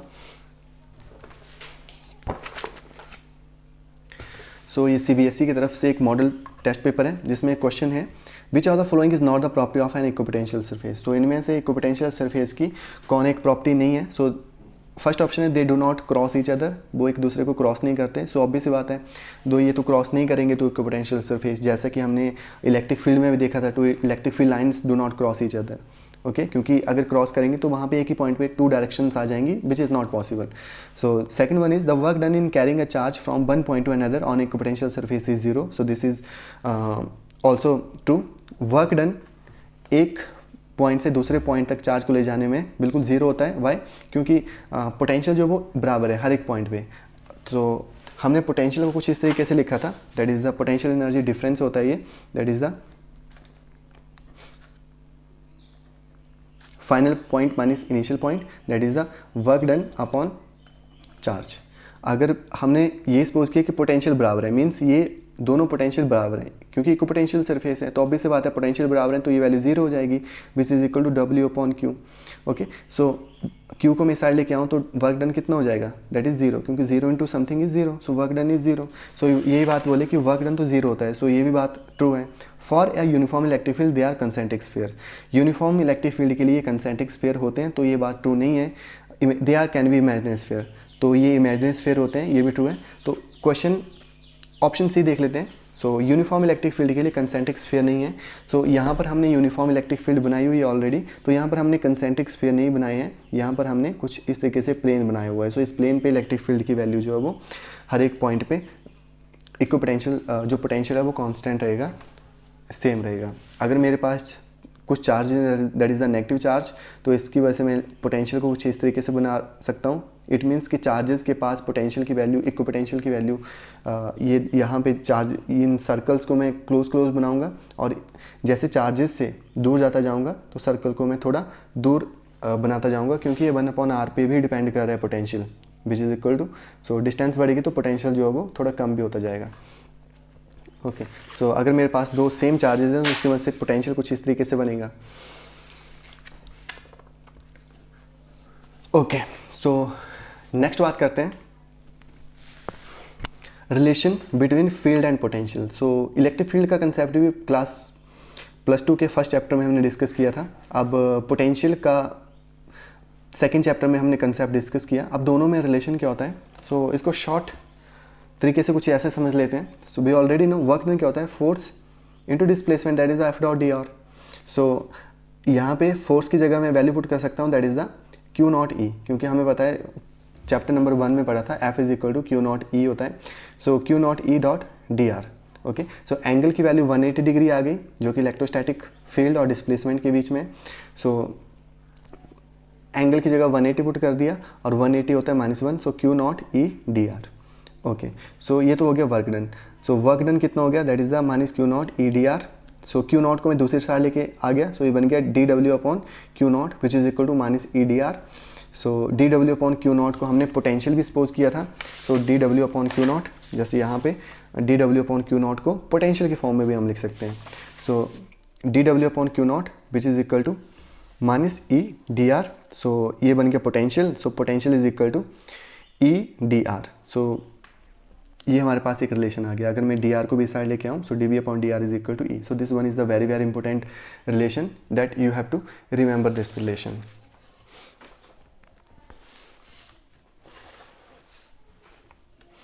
Okay, next one is the potential energy of a system of charges. So system of charges की वजह से पोटेंशियल एनर्जी कितनी है वो हमें कैलकुलेट करनी है।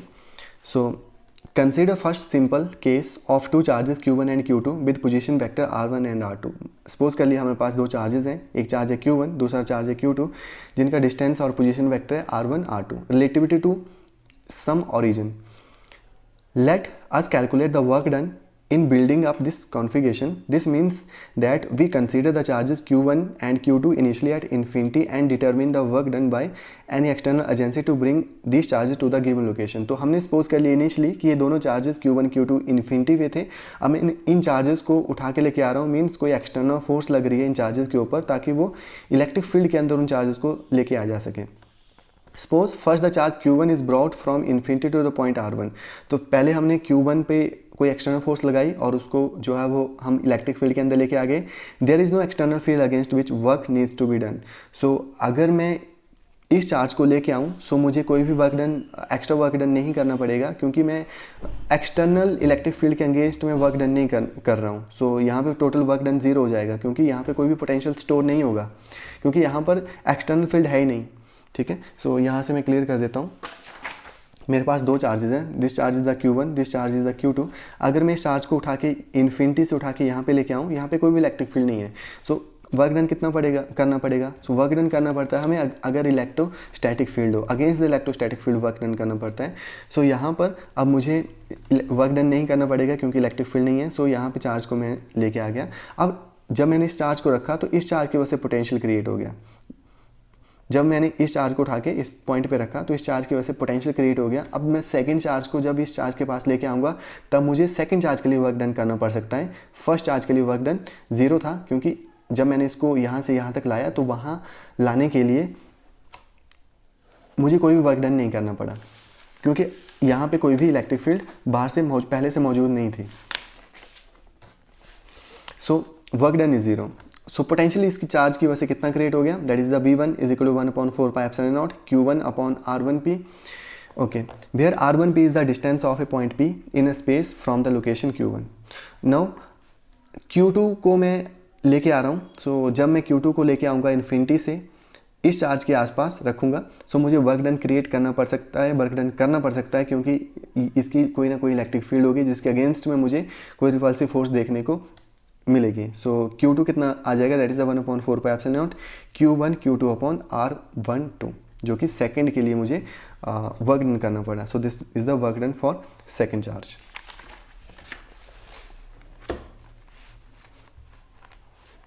ओके, सो इसको बिल्कुल सिंपल तरीके से हम ऐसे भी समझ सकते हैं, that is the no work done to bring a test charge Q1 क्योंकि ऑलरेडी वहाँ पे कोई इलेक्ट्रिक फील्ड नहीं थी तो Q1 को लाने के लिए कोई भी वर्क डन नहीं करना पड़ा. Work done to bring a charge Q2 को लाने के लिए वर्क डन करना पड़ा. कितना वर्क डन करना पड़ा, सो वर्क डन करना पड़ा हमने, that is the Q2 into potential. Okay, so potential किसका, V1 का. सो V1 का पोटेंशियल कितना था, 1/4 pi epsilon naught Q1 upon R12. Okay, suppose करो अगर मेरे पास एक और चार्ज होता है that is the charge number 3, उसको भी मैं लेके आता तो उसको थर्ड चार्ज को फर्स्ट के पोटेंशियल में भी वर्क डन करना पड़ता और सेकंड के पोटेंशियल के रिस्पेक्ट में भी वर्क डन करना पड़ता. दोनों को हम ऐड कर देते हैं. सो थर्ड चार्ज फर्स्ट का पोटेंशियल कितना है, Q1/4 pi epsilon not R13 plus Q3 second का पोटेंशियल कितना था, 1/4 pi epsilon not Q2 upon R23.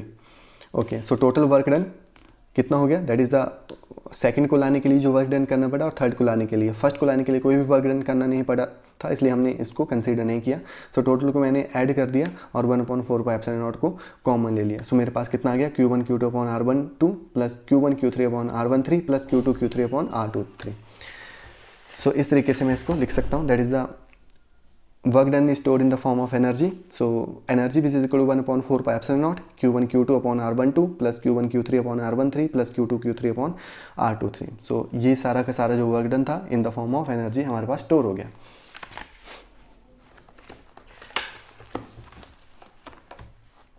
Okay, next बात करते हैं potential energy in an external field. So हमारे पास अब एक्सटर्नल फील्ड दे रखी है, जो हमारे पास सोर्स चार्ज था वो तो नहीं है लेकिन हाँ एक्सटर्नल फील्ड हमारे पास है. तो अगर मैं टेस्ट चार्ज को उस एक्सटर्नल फील्ड के अंदर लेके आता हूँ तो मुझे कितना वर्क डन करना पड़ेगा. सो ऑब्वियस बात है, ये तो हमें पता ही है कि कितना वर्क डन करना पड़ता है, that is the Q into V work done करना पड़ता है. सो देख लेते हैं इसको. So in section 2.7 the source of the electric field was specified. जो हमने पीछे जो टॉपिक पढ़े इलेक्ट्रिक, हमें सोर्स चार्ज दे रखा था, उसकी जो इलेक्ट्रिक फील्ड है वो भी स्पेसिफाइड थी. The charge and their locations and the potential energy of the system of those charges was determined. In this section we ask related but a distinct question. What is the potential energy of the charge q in a given field? So given field के अंदर charge को लेके आने के लिए कितना हमें work करना पड़ सकता है, कितना जो है वो पोटेंशियल क्रिएट हो सकता है. This question was in fact the starting point that led us the notion of the electrostatic potential. तो ये तो सारा ये बता रखा है कि अगर वहाँ पे एक्सटर्नल फील्ड नहीं होगी तो कैसे हम वर्क डन को कैलकुलेट करेंगे, कैसे पोटेंशियल को कैलकुलेट करेंगे. सो यहाँ पे कुछ मेन पॉइंट देख लेते हैं. The main difference is that we are now concern with the potential energy of a charge in an external field. तो यहाँ पर हम एक्सटर्नल फील्ड के अंदर किसी भी टेस्ट चार्ज को लेके आ रहे हैं ताकि जो हमारे पास पोटेंशियल क्रिएट हो जाए. Okay, is produced by source external to the given charge है. सो इलेक्ट्रिक फील्ड यहाँ पे कौन प्रोड्यूस कर रहा है, यहाँ पे एक्सटर्नल सोर्स कोई प्रोड्यूस कर रहा है जो कि हमें पता नहीं है. We assume that the charge Q does not significantly affect the source producing the external field.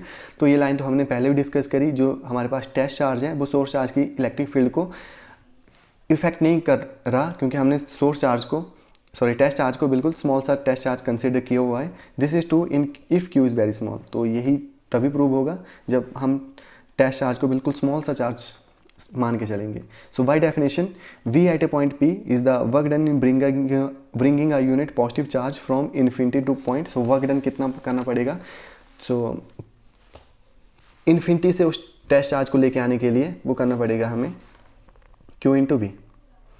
Okay, so यहाँ पे दे रखा है दैट इज द दस if an electron with charge Q is equal to 1.6 into 10⁻⁹ coulomb. एक electron है जिसके ऊपर चार्ज इतना दे रखा है, is accelerated by potential difference delta V. उसके एक्सेलरेट किया delta V, potential difference create किया जो कि 1 वोल्ट के बराबर हमने सपोज किया हुआ है.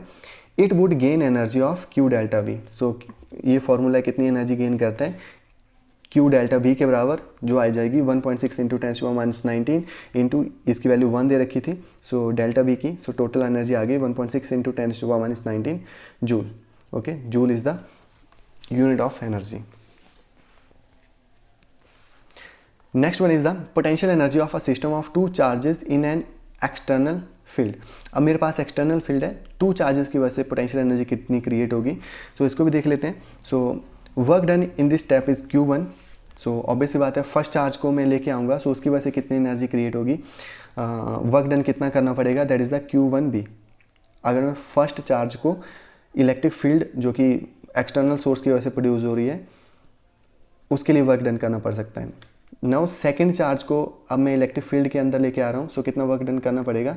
So that is work done is not only against the external field. Second charge को लेके आने के लिए मुझे सिर्फ एक्सटर्नल इलेक्ट्रिक फील्ड के अगेंस्ट में ही वर्क डन नहीं करना पड़ेगा, बल्कि जो चार्ज मैंने Q1 पहले लेके आया हूँ उसकी जो पोटेंशियल क्रिएट हो रहा है उसके अगेंस्ट भी मुझे वर्क डन करना पड़ेगा. सो ये कुछ इस तरीके से लिख सकते हैं, work done on Q against the external field. पहले तो एक्सटर्नल फील्ड के अगेंस्ट वर्क डन कितना हुआ, Q2B. और Q2 चार्ज के लिए जो Q1 चार्ज का फील्ड था उसके लिए उसकी वजह से कितना वर्क डन क्रिएट करना पड़ा, that is the Q1 Q2 upon 4πε0 R12. So जो Q2 चार्ज था उसके लिए मुझे ये कंप्लीट वर्क डन करना पड़ा. सो टोटल वर्क डन कितना हो गया for Q2 charge, that is the Q2V plus Q1 Q2 upon 4πε0 R12. तो ये चीज़ें आपको ध्यान में रखनी है.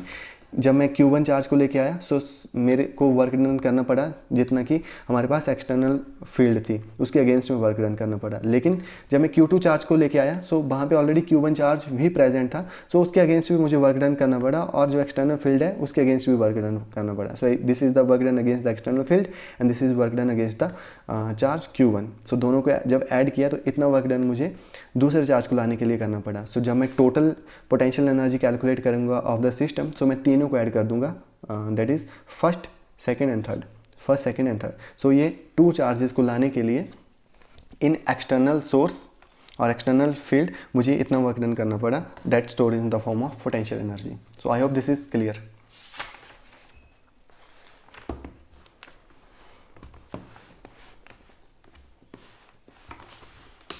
Next one is the potential energy of a dipole in an external field. अब डाइपोल को मैंने एक्सटर्नल फील्ड के अंदर रखा हुआ है, सो उसके अंदर पोटेंशियल एनर्जी कितनी क्रिएट हो सकती है. So we already know what is the definition of dipole. अगर मैंने 2 चार्जेस को जो कि डिफरेंट मैग्नीट्यूड के हैं इस पे क्यू चार्ज है, इस पे प्लस क्यू चार्ज है, डायपोल को एक्सटर्नल फील्ड के अंदर रखा, ओके, और उन चार्जेस के बीच में एक पर्टिकुलर डिस्टेंस है, तो उस पर क्या इफेक्ट पड़ेगा, कितनी एनर्जी स्टोर होगी वो देख लेते हैं। सो एक इक्वेशन हमने ड्राइव करी थी चैप्टर नंबर 1 में, दैट इज़ द टॉर्क कितना क्रिएट होता है, P cross E, okay, this is the formula for torque, जो कि डायपोल पे डिपेंड करता है, एंगल पे डिपेंड करता है और इलेक्ट्रिक फील्ड के ऊपर भी डिपेंड करता है। Now suppose an external torque, that is the torque external applied in such a manner that it just neutralize the torque and rotate in it the plane of paper angle theta 1 at infinitesimal angular speed without angular acceleration.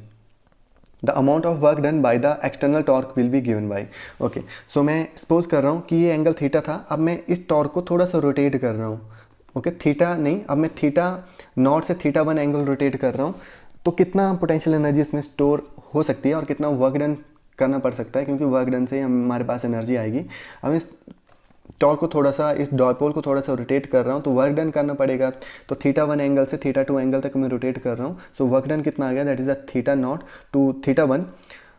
अब work done कितना होता है, force into displacement, सो क्योंकि हम angle में इसको rotate कर रहे हैं, so angular force this is known as torque, angular displacement which is represented by theta, so torque into theta d theta, okay. So इसको मैंने, क्योंकि इंटीग्रेशन हम तभी करते हैं जब स्मॉल स्मॉल स्टेप्स में कोई चीज़ दे रखी है उसको टोटल को कैलकुलेट करने के लिए, सो यहाँ पे कितना आ गया, दैट इज़ द टॉर्क की वैल्यू होती है P क्रॉस E, और क्रॉस को हटाएंगे तो PE sine of theta with D theta, okay. So अगर मैं लिमिट्स अप्लाई कर दूं, सो पहले तो साइन की इंटीग्रेशन हो गई कॉस एंड माइनस कॉस होती है ये, और cos theta naught minus cos theta 1, okay. इसके बाद डायपोल की एक फिक्स्ड कंडीशन होती है कि अगर मैं एंगल को π/2 कर दूं, सो यहाँ पे अगर एंगल π/2 हो गया मीन्स कि थीटा से π/2, ओके, डायपोल को पूरा रोटेट कर दिया विद π/2 एंगल, सो कितना बन जाएगा, that this is π/2 minus cos of theta, so cos π/2 that is cos 90 degree and cos 90 की वैल्यू हो गई दैट इज 0, सो ये कितना आ गया, PE cos of theta with minus sine, so minus P dot E, ये हमारे पास रिजल्ट आ गया। So I hope this is again clear to you all. So ये तो हमारे पास पोटेंशियल का कंसेप्ट यहाँ पे ख़त्म हो गया। नेक्स्ट स्टार्ट करते हैं, that is the electrostatics of conductors. So I hope potential तक आपको सारी चीज़ें क्लियर हो गई होंगी।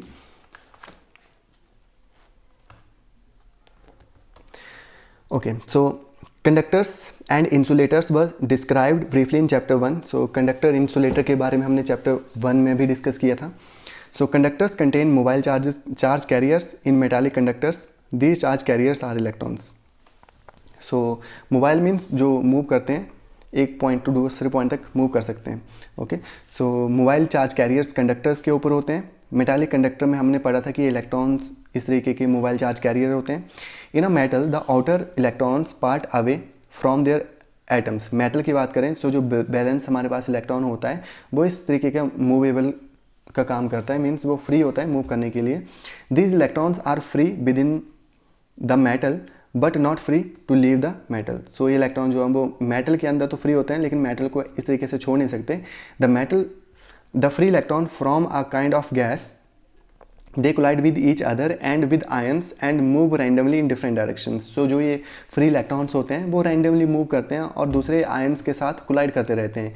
इन an external electric field they drift against the direction of the field. The positive ions made up of the nuclei and the bond electrons remains held in their fixed positions. In electrolytic conductors the charge carriers are both positive and negative ions. अगर मैं electrolytic conductor की बात करूं तो charge carriers दोनों ही होते हैं, वो पॉजिटिव और नेगेटिव आयन होते हैं। सो बात कर लेते हैं इनकी प्रॉपर्टीज़ की।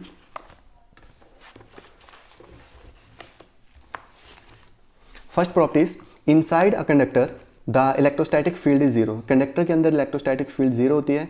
सो ये तो चीज़ हमें क्लियर है। As long as the electric field is not zero the free charge carriers would experience a force and drift. जैसे इलेक्ट्रिक फील्ड जीरो नहीं होगी तो इलेक्ट्रिक फोर्स उस पर लगती रहेगी और चार्ज जो है वो ड्रिफ्ट करता रहेगा। बात करते हैं यहाँ पे, सपोज करो दिस इज़ द कंडक्टर जिसको हमने electric field that is the external electric field के अंदर रखा हुआ है। This is the external electric field.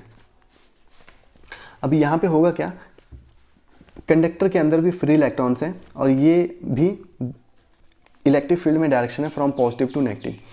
तो अगर जो फ्री इलेक्ट्रॉन्स होंगे वो ट्राई करेंगे अलाइन होने की इन द डायरेक्शन, यहाँ पे अगर पॉजिटिव चार्ज इलेक्ट्रिक फील्ड का, तो यहाँ पे जो कंडक्टर के अंदर नेगेटिव चार्ज है, क्योंकि पॉजिटिव की तरफ नेगेटिव आ जाएगा। और ये चार्ज कब तक आते रहेंगे, जब तक जो है वो नेट इलेक्ट्रिक फील्ड कंडक्टर के अंदर जो है वो जीरो ना हो जाए, तब तक चार्ज जो है वो मूव करते रहेंगे। तो जितनी इलेक्ट्रिक फील्ड हमने इस डायरेक्शन में दे रखी है उतनी इलेक्ट्रिक फील्ड कंडक्टर के अंदर भी प्रोड्यूस हो जाएगी, तो नेट इलेक्ट्रिक फील्ड हमारे पास जीरो हो जाएगी। तो यही यहाँ पे दे रखा है। सो कंसिडर कंडक्टर न्यूट्रल और चार्ज। मान लिया एक चार्ज कंडक्टर, चाहे वो न्यूट्रल भी हो सकता है। There may be an external electrostatic field. In the static situation, when there is no current inside or on the surface of the conductor, the electric field is zero everywhere inside the conductor. This fact can be taken as the defining property of the conductor. A conductor has a free electrons as long as the electric field is not zero. Free charge carries would experience force and drift.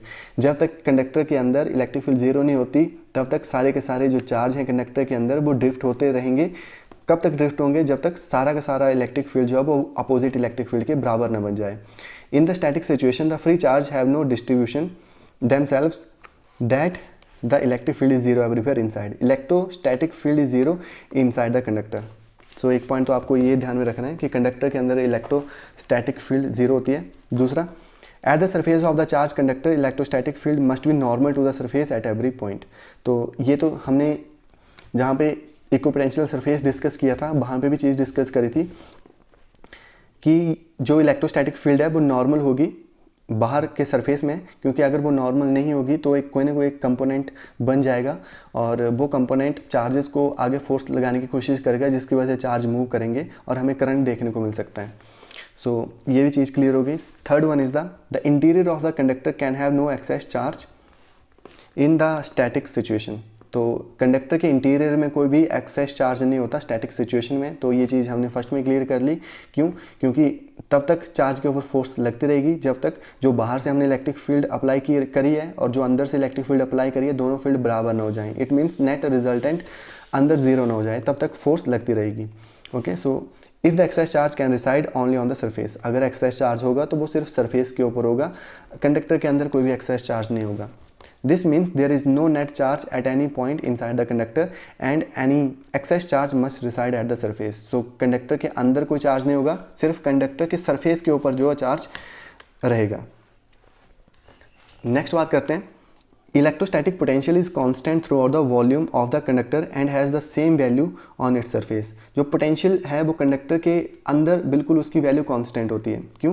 क्योंकि हमें पता है कि conductor के अंदर कोई भी charge नहीं है। इट मीन्स इलेक्ट्रिक फील्ड की वैल्यू कंडक्टर के अंदर जीरो हो गई। अगर इलेक्ट्रिक फील्ड की वैल्यू जीरो हो गई तो हमें दूसरे चार्ज को लाने के लिए कोई भी वर्क डन नहीं करना पड़ेगा। जैसा कि हमने पिछले केसेस में डिस्कस किया था कि अगर वैल्यू जीरो हो जाती है तो चार्ज को लाने के लिए कोई भी वर्क डन नहीं करना पड़ेगा। वर्क डन जीरो, एक चार्ज को लाने के लिए अगर इलेक्ट्रिक फील्ड ही नहीं है तो ओके, तो जीरो वर्क डन करना पड़ रहा है। अगर जीरो वर्क डन करना पड़ रहा है इट मीन्स पोटेंशियल फिर कांस्टेंट है, क्योंकि हर एक चार्ज के लिए जीरो वर्क डन हमें करना पड़ रहा है। सो पोटेंशियल की वैल्यू वहाँ पे कांस्टेंट हो जाती है। Next point is electric field at the surface of the charge conductor. So ये चीज़ आपको ध्यान में रखनी है, कंडक्टर के अंदर कोई भी चार्ज नहीं होता, नेट चार्ज जो है वो ज़ीरो हो गया होता है, क्योंकि उस पर फोर्स लगती है इलेक्ट्रिक फील्ड की वजह से जो हमने एक्सटर्नल इलेक्ट्रिक फील्ड रखी हुई है। और कंडक्टर के सरफेस के अंदर सरफेस के ऊपर चार्ज होता है, और कितना चार्ज होता है, that is a sigma upon epsilon. Okay, so यहाँ से हमें ये भी क्लू मिलता है कि इलेक्ट्रोस्टैटिक शील्डिंग क्या होती है। शील्डिंग का मतलब होता है बचाना, किसी भी एक सरफेस को इलेक्ट्रिक फील्ड के इफेक्ट से बचाना। सो इन्हीं पॉइंट से हमें ये क्लू मिल सकता है कि हम कैसे किसी एक पर्टिकुलर प्लेस को इलेक्ट्रिक फील्ड के इफेक्ट से बचा सकते हैं। सो ऑब्वियस सी बात है, अगर मैं मान लिया यहाँ पे अगर इलेक्ट्रिक फील्ड प्रोड्यूस हो रही है, ठीक है, इलेक्ट्रिक फील्ड की डायरेक्शन कुछ इस तरीके से है जो कि +2 - मूव कर रही है। अगर मुझे इस पर्टिकुलर प्लेस पे मैं चाहता हूँ कि इलेक्ट्रिक फील्ड ना आए तो यहाँ पे मैं कंडक्टर रख सकता हूँ, क्योंकि हमें पता है कि कंडक्टर के अंदर इलेक्ट्रिक फील्ड की वैल्यू 0 होती है, क्योंकि इसमें अपोजिट डायरेक्शन में इलेक्ट्रिक फील्ड प्रोड्यूस हो जाएगी और नेट रिजल्टेंट जो है वो 0 हो जाएगा, और जो सारा का सारा चार्ज है वो कंडक्टर की सरफेस के ऊपर रह जाएगा, कंडक्टर के अंदर कोई भी चार्ज नहीं होगा। इट मीन्स मैं इस सरफेस को, जो कि अंदर वाला सरफेस है, उसको इलेक्ट्रिक फील्ड के इफेक्ट से बचा सकता हूँ जब मैं कंडक्टर उस सरफेस के ऊपर रखूँगा तो। So this is the meaning of electrostatic shielding. So ये गाड़ियों में जो फिनोमेना यूज़ होता है, गाड़ियों में भी इसी तरीके से हम इलेक्ट्रोस्टैटिक शील्डिंग करते हैं। जैसे बिजली गिरती है तो हम ये बोलते हैं कि गाड़ियों के अंदर चले जाना चाहिए, बाहर खड़े नहीं रहना चाहिए या पेड़ के नीचे खड़े नहीं रहना चाहिए। क्यों? क्योंकि गाड़ी जो है वो कंडक्टर का एक एग्जाम्पल है, तो सारा का सारा जब चार्ज है जो बिजली के थ्रू गाड़ी के ऊपर आता है वो गाड़ी के सरफेस के ऊपर ही चला जाता है, गाड़ी के अंदर नहीं जा सकता। ओके, सो इसी की वजह से हम जब गाड़ी के अंदर होते हैं तो सेफ़ रहते हैं, क्योंकि कंडक्टर के अंदर चार्ज 0 रहता है। सो यहाँ पर भी ये चीज़ क्लियर करने की कोशिश करी गई है कि अगर एक कंडक्टर है तो उसके अंदर इलेक्ट्रिक फील्ड 0 हो गई, ओके, और पोटेंशियल जो है वो थ्रू आउट कॉन्स्टेंट है। तो यहाँ पे भी ये चीज़ दिखाने की कोशिश करी है।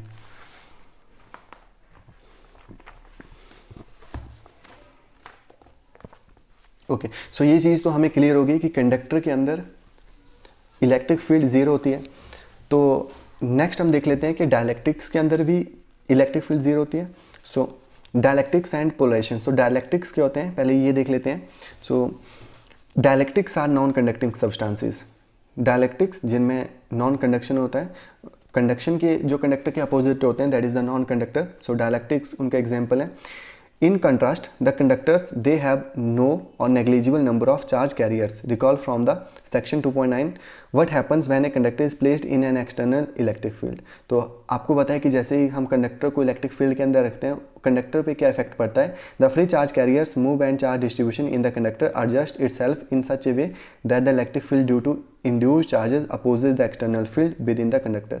तो कंडक्टर के अंदर भी एक इलेक्ट्रिक फील्ड प्रोड्यूस हो जाती है, और वो इलेक्ट्रिक फील्ड कब तक प्रोड्यूस होती रहती है, जब तक कि एक्सटर्नल फील्ड के बराबर ना हो जाए।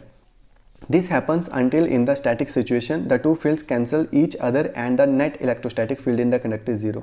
और ये तब तक होता रहता है जब तक कंडक्टर के अंदर भी एक्सटर्नल इलेक्ट्रिक फील्ड के बराबर एक फील्ड प्रोड्यूस हो जाएगी और हमारे पास जो नेट रिजल्ट है वो 0 के बराबर आ जाएगा। In a dielectric this free movement of charges is not possible. So dielectric में ऐसा कुछ नहीं होता। डायलैक्ट्रिक में चार्ज फ्रीली मूव नहीं कर पाते, क्योंकि डायलैक्ट्रिक में चार्ज बाउंड होते हैं, बंधे हुए होते हैं, उसमें फ्री इलेक्ट्रॉन्स नहीं होते। It turns out that the external field induced dipole moment by stretching or reorientation molecule of dielectrics. The collective effect of the molecule of dipole moment is net charge on the surface of the dielectrics. So यहाँ पे आगे देख लेते हैं।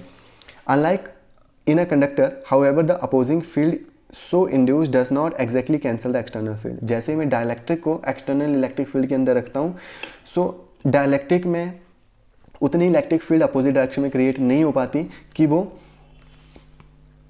External field को cancel कर दें। It only reduce it. हाँ, थोड़ी सी फील्ड प्रोड्यूस होती है, वो सिर्फ जो एक्सटर्नल फील्ड है उसकी थोड़ी सी क्वांटिटी को रिड्यूस कर देती है।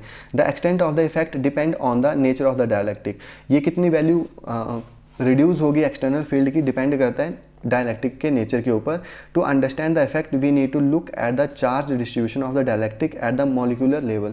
तो यही देखने के लिए कि कितनी इलेक्ट्रिक फील्ड की वैल्यू डिक्रीज हो जाएगी जब डायलैक्ट्रिक को मैं इलेक्ट्रिक फील्ड के अंदर रखूँगा। सो डायलैक्ट्रिक को मॉलिक्यूलर लेवल तक हमें देखना पड़ेगा। सो डायलैक्ट्रिक दो तरीके के होते हैं। First one is the non polar, second one is the polar. Non polar जिनमें पोलैरिटी नहीं होती, जिनमें चार्जेस कुछ इस तरीके से रहते हैं, और जो पोलर होते हैं जिसमें पोलैरिटी आ जाती है। इट मीन्स इसमें पार्शियली नेगेटिव और पार्शियली पॉजिटिव चार्ज होता है। For example HCl। Okay, so chlorine is more electronegative as compare to hydrogen. So ये चार्ज जो है वो पार्शियली क्लोरीन की तरफ थोड़ा सा ज़्यादा होगा। सो चलिए इसको देख लेते हैं। So the molecule of substance may be polar and non polar. Dielectric दो तरीके के होते हैं, polar non polar. In polar molecule the centre of positive and the negative charge coincide. So जो पोलर होते हैं उसमें नॉन पोलर होते हैं, उसमें पॉजिटिव और नेगेटिव जो वो कंसाइड करते हैं कुछ इस तरीके से। पॉजिटिव और नेगेटिव एक दूसरे से पोलर में नॉन पोलर में कंसाइड करते हैं। नॉन पोलर मीन्स जिसमें पोलैरिटी नहीं होती।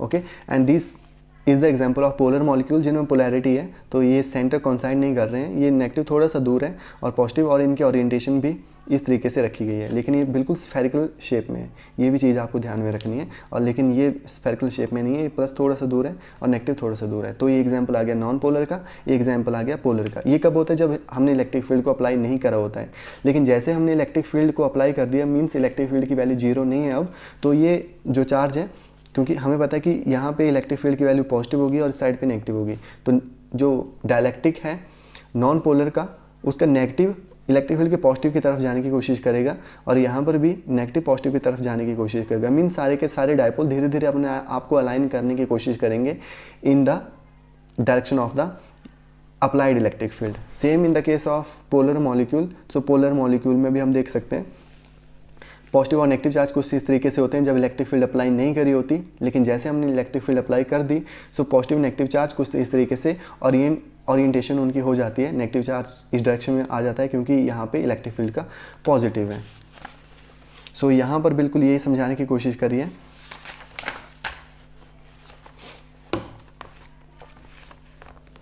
सो positive and negative charge non polar molecule are displace in opposite direction. जैसे ही हमने electric field external electric field apply करी, सो पॉजिटिव नेगेटिव जो हम वो अपने आप को अरेंज करने की कोशिश करते हैं। द नॉन पोलर मॉलिक्यूल दस develop and induced dipole movement. जो नॉन पोलर मॉलिक्यूल हैं उनमें भी इंड्यूस्ड डायपोल मूवमेंट आ जाती है। ओके, एंड यहाँ पे देख लेते हैं dielectric with polar molecule also develop a net dipole movement in external field but for a different reason. So जो पोलर मॉलिक्यूल होते हैं उनमें भी डायपोल मूवमेंट आ जाती है, लेकिन उनका जो रीज़न होता है वो अलग होता है। In the absence of an external field the different permanent dipole are oriented randomly due to the thermal aggregations. Thermal aggregation means heat की वजह से वो टकराते हैं आपस में, उनके जो डायपोल्स होते हैं।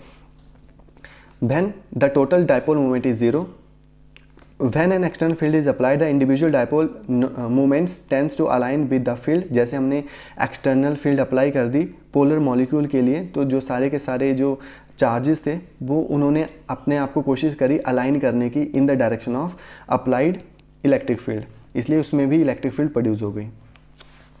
So thus in earlier cases whether the polar and non-polar dialectic develop a net dipole moment। So इसलिए चाहे पोलर हो चाहे नॉन पोलर हो, डायलेक्ट्रिक के केस में सब में ही नेट डायपोल प्रोड्यूस हो जाएगी in the presence of external field. जैसे हम एक्सटर्नल फील्ड को अप्लाई करेंगे, the dipole moment per unit volume is called the polarization. तो polarization, this one is important. Polarization क्या होता है? Dipole moment per unit volume. So हम इसको कुछ इस तरीके से रिप्रेजेंट कर सकते हैं, polarization is equal to induced dipole moment upon volume of the dielectrics. यहाँ से आपको इसका फॉर्मूला, इसका यूनिट, इसका डायमेंशनल फार्मूला कैलकुलेट करने को आ सकता है। सो मैं इसको इस तरीके से लिख सकता हूँ, that is the dipole moment upon volume. So dipole moment को लिख सकता हूँ Q इंटू 2L। सो 2 तो मैंने कंसीडर नहीं किया, so Q into L upon V, क्योंकि मुझे डायमेंशनल फार्मूला निकालना है। सो चार्ज का डायमेंशनल फार्मूला तो 80 और this is the L। So L का आ गया लेंथ एंड वॉल्यूम का L क्यूब। सो यहाँ से डायमेंशनल फार्मूला हो गया m0 L-2 and TA। So this is the dimensional formula of the polarization और पोलराइजेशन वेक्टर। सो ये चीज़ आपको ध्यान में रखनी है। सो P is equal to xi E, where xi is the constant of susceptibility, electric susceptibility इसको बोलते हैं। सो आई होप ये भी चीज़ आपको क्लियर हो गई। सो इस टॉपिक में हमने ये सीखा कि डायलेक्ट्रिक्स क्या होते हैं। डायलेक्ट्रिक्स इस तरीके के इंसुलेटरी होते हैं। इंसुलेटर और डायलेक्ट्रिक में क्या डिफरेंस है?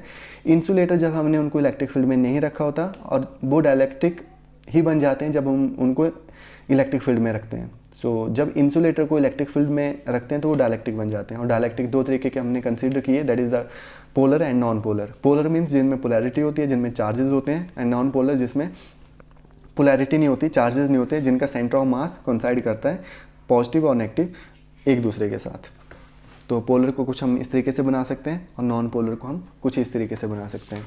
अगेन जब इलेक्ट्रिक फील्ड अप्लाई नहीं करी होती तो पोलर कुछ इस, नॉन पोलर कुछ इस तरीके से होते हैं एंड पोलर कुछ इस तरीके से होते हैं।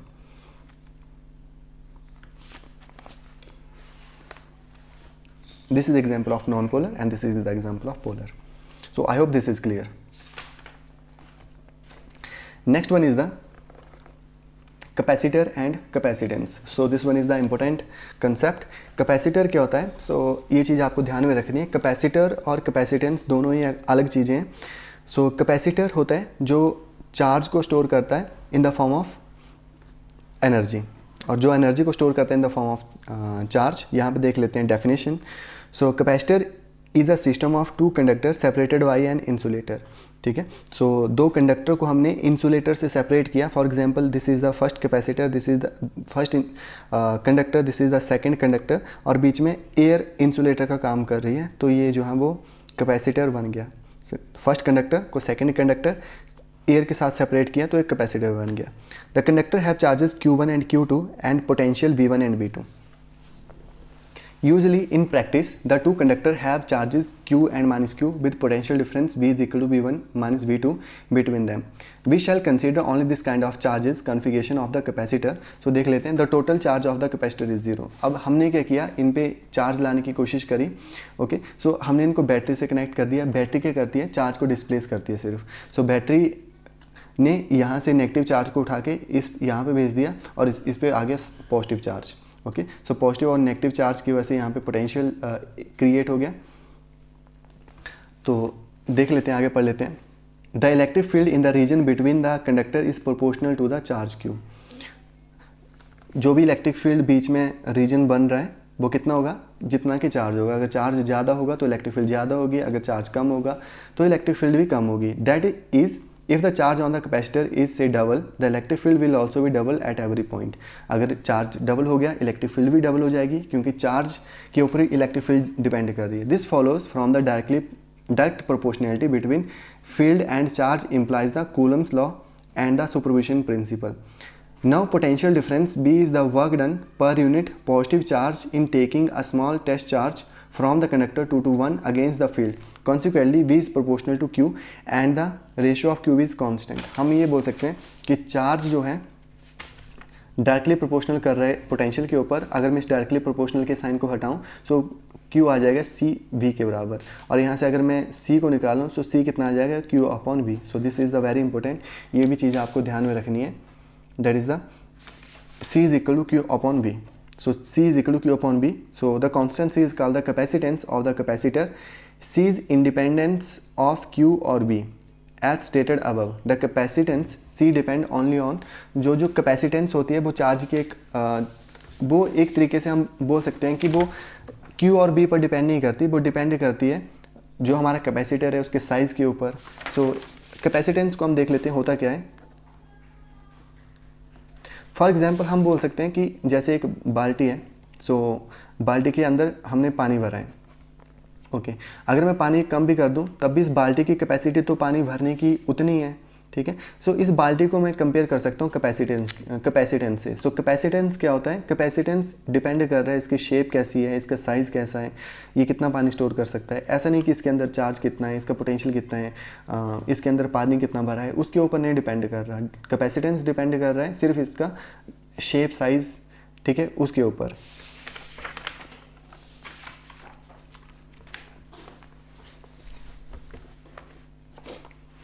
So capacitance is a geometrical configuration depend upon the shape, size and separation of the system of two conductors. So यहाँ पे तो the SI unit of capacitance is farad. Capacitance की जो SI यूनिट हमने फैराड सपोज करके चली है, और जो कैपेसिटर है उसका सिंबल हम कुछ इस तरीके से बनाते हैं। दैट इज़ दो हमने जो है वो इस तरीके से बार लगाए और साथ में यहाँ पे भी कुछ बार लगा दिए। ओके, और इस सिंबल को हम बोलते हैं वेरिएबल कैपेसिटेंस, जब मैंने बीच में एक एरो लगा दिया। Equation 2.38 shows that for large C V is small for the given charge. Okay, जो इक्वेशन 2.3 है उसमें हमने ये देखा कि अगर कैपेसिटेंस हमने बढ़ाना है V small for a given charge, this means a capacitor with large capacitance can hold large amount of charge. Okay, यहाँ से हम देख सकते हैं कि कैपेसिटेंस जो है वो डायरेक्टली प्रोपोर्शनल है चार्ज के। अगर कैपेसिटेंस ज़्यादा होगी तो चार्ज भी वो ज़्यादा स्टोर कर सकती है। ओके, इट मीन्स अगर जैसे हम बाल्टी का साइज़ बड़ा है तो वो ज़्यादा पानी स्टोर कर सकते हैं, वैसे अगर कैपेसिटेंस बड़ी है तो वो ज़्यादा चार्ज को स्टोर कर सकती है। और capacitance is inversely proportional to potential. तो ये बहुत इंपॉर्टेंट चीज़ है जो आपको ध्यान में रखनी है कि पोटेंशियल अगर ज़्यादा है तो हमारे पास कैपेसिटेंस की वैल्यू कम हो जाएगी। तो ये देख लेते हैं कि कैसे कम होगी।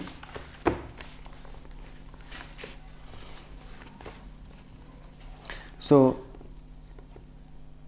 This is for practical importance. High potential difference implies strong electric field, क्योंकि हाई पोटेंशियल डिफरेंस होगा, वी की वैल्यू ज़्यादा होगी तो इलेक्ट्रिक फील्ड भी ज़्यादा होगी around the conductor. A strong electric field can ionize the surrounding, अगर स्ट्रॉन्ग इलेक्ट्रिक फील्ड होगी तो वो आयनाइज कर देगी अपनी सराउंडिंग, जो कि एयर होती है सराउंडिंग में उसको, and accelerate the charge, so produce the opposite charge plates, thereby neutralize the charge of the capacitor plates at least partially. In other words, the charge of the capacitor leaks away due to the reduction in insulating power of the intervening medium. तो ये क्या इन्होंने समझाने की कोशिश करी है कि जैसे हमने दो प्लेट्स में, जिनमें अगर मैं एयर यहाँ पे रखूँ, सो यहीं पे हम इलेक्ट्रिक फील्ड की फॉर्म में स्टोर होती है एनर्जी। ओके, सो अगर मैं यहाँ पे पोटेंशियल की वैल्यू इंक्रीज़ कर दूँ तो ऑब्वियस सी बात है पोटेंशियल जो है वो चार्ज, पोटेंशियल जो है वो इलेक्ट्रिक फील्ड के ऊपर डिपेंड करता है। अगर पोटेंशियल हो गया ज़्यादा तो इलेक्ट्रिक फील्ड भी यहाँ पे इंक्रीज़ कर जाएगी, और इलेक्ट्रिक फील्ड इंक्रीज़ करी तो ऑब्वियस सी बात है वो साथ में, क्योंकि वो न्यूट्रलाइज होने की कोशिश करेगी, तो जो भी साथ में आसपास की एयर होगी उसको आयंस को खींच लेगी ताकि वो न्यूट्रलाइज हो जाए। और इस तरीके की चीज़ को हम बोलते हैं कैपेसिटर लीक अवे। ठीक है, कैपेसिटर लीक कर रहा है। सो जो एयर की स्ट्रेंथ होती है वो कितनी होती है, 3 × 10⁻⁶ वोल्ट m-1। तो ये चीज़ आपको ध्यान में रखनी है। Okay, next one is the parallel plate capacitor. So this one is interesting and very simple as well. So इसको मैं यहाँ से एक अलग बुक से आपको क्लियर करता हूँ। पैरेलल प्लेट कैपेसिटर क्या होता है, सो इसको यहाँ से देखते हैं।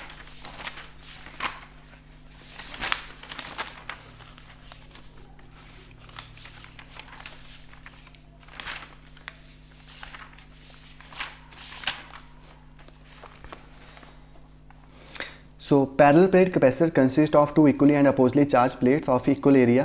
Parallel plate capacitor में दो equally and oppositely charged plates होती हैं जिनका एरिया बराबर ही होता है और जिनके बीच की कोई डिस्टेंस होती है, ठीक है, और जिनके बीच में हमने कोई डायलेक्ट्रिक भी हम रखा होता है। जैसे हम एयर भी उसका एग्जांपल सपोज करके चल सकते हैं। जैसे मेरे पास ये एक प्लेट है, दूसरी एक प्लेट है, इनके बीच में डिस्टेंस d है और बीच में कोई डायलेक्ट्रिक हमने मीडियम ऐड कर रखा है। फॉर एग्जांपल ये एयर भी हो सकता है। तो होगा क्या कि जैसे हम सपोज करो इसके ऊपर पॉजिटिव चार्ज लेके आए तो दूसरी प्लेट का नेगेटिव चार्ज जो है वो अट्रैक्ट हो जाएगा इस पॉजिटिव चार्ज की वजह से, क्योंकि पॉजिटिव नेगेटिव को अट्रैक्ट करता है। ऑब्वियस बात है अगर ये नेगेटिव चार्ज होगा तो ये पॉजिटिव चार्ज इस पॉजिटिव चार्ज को रिपेल करने की कोशिश करेगा।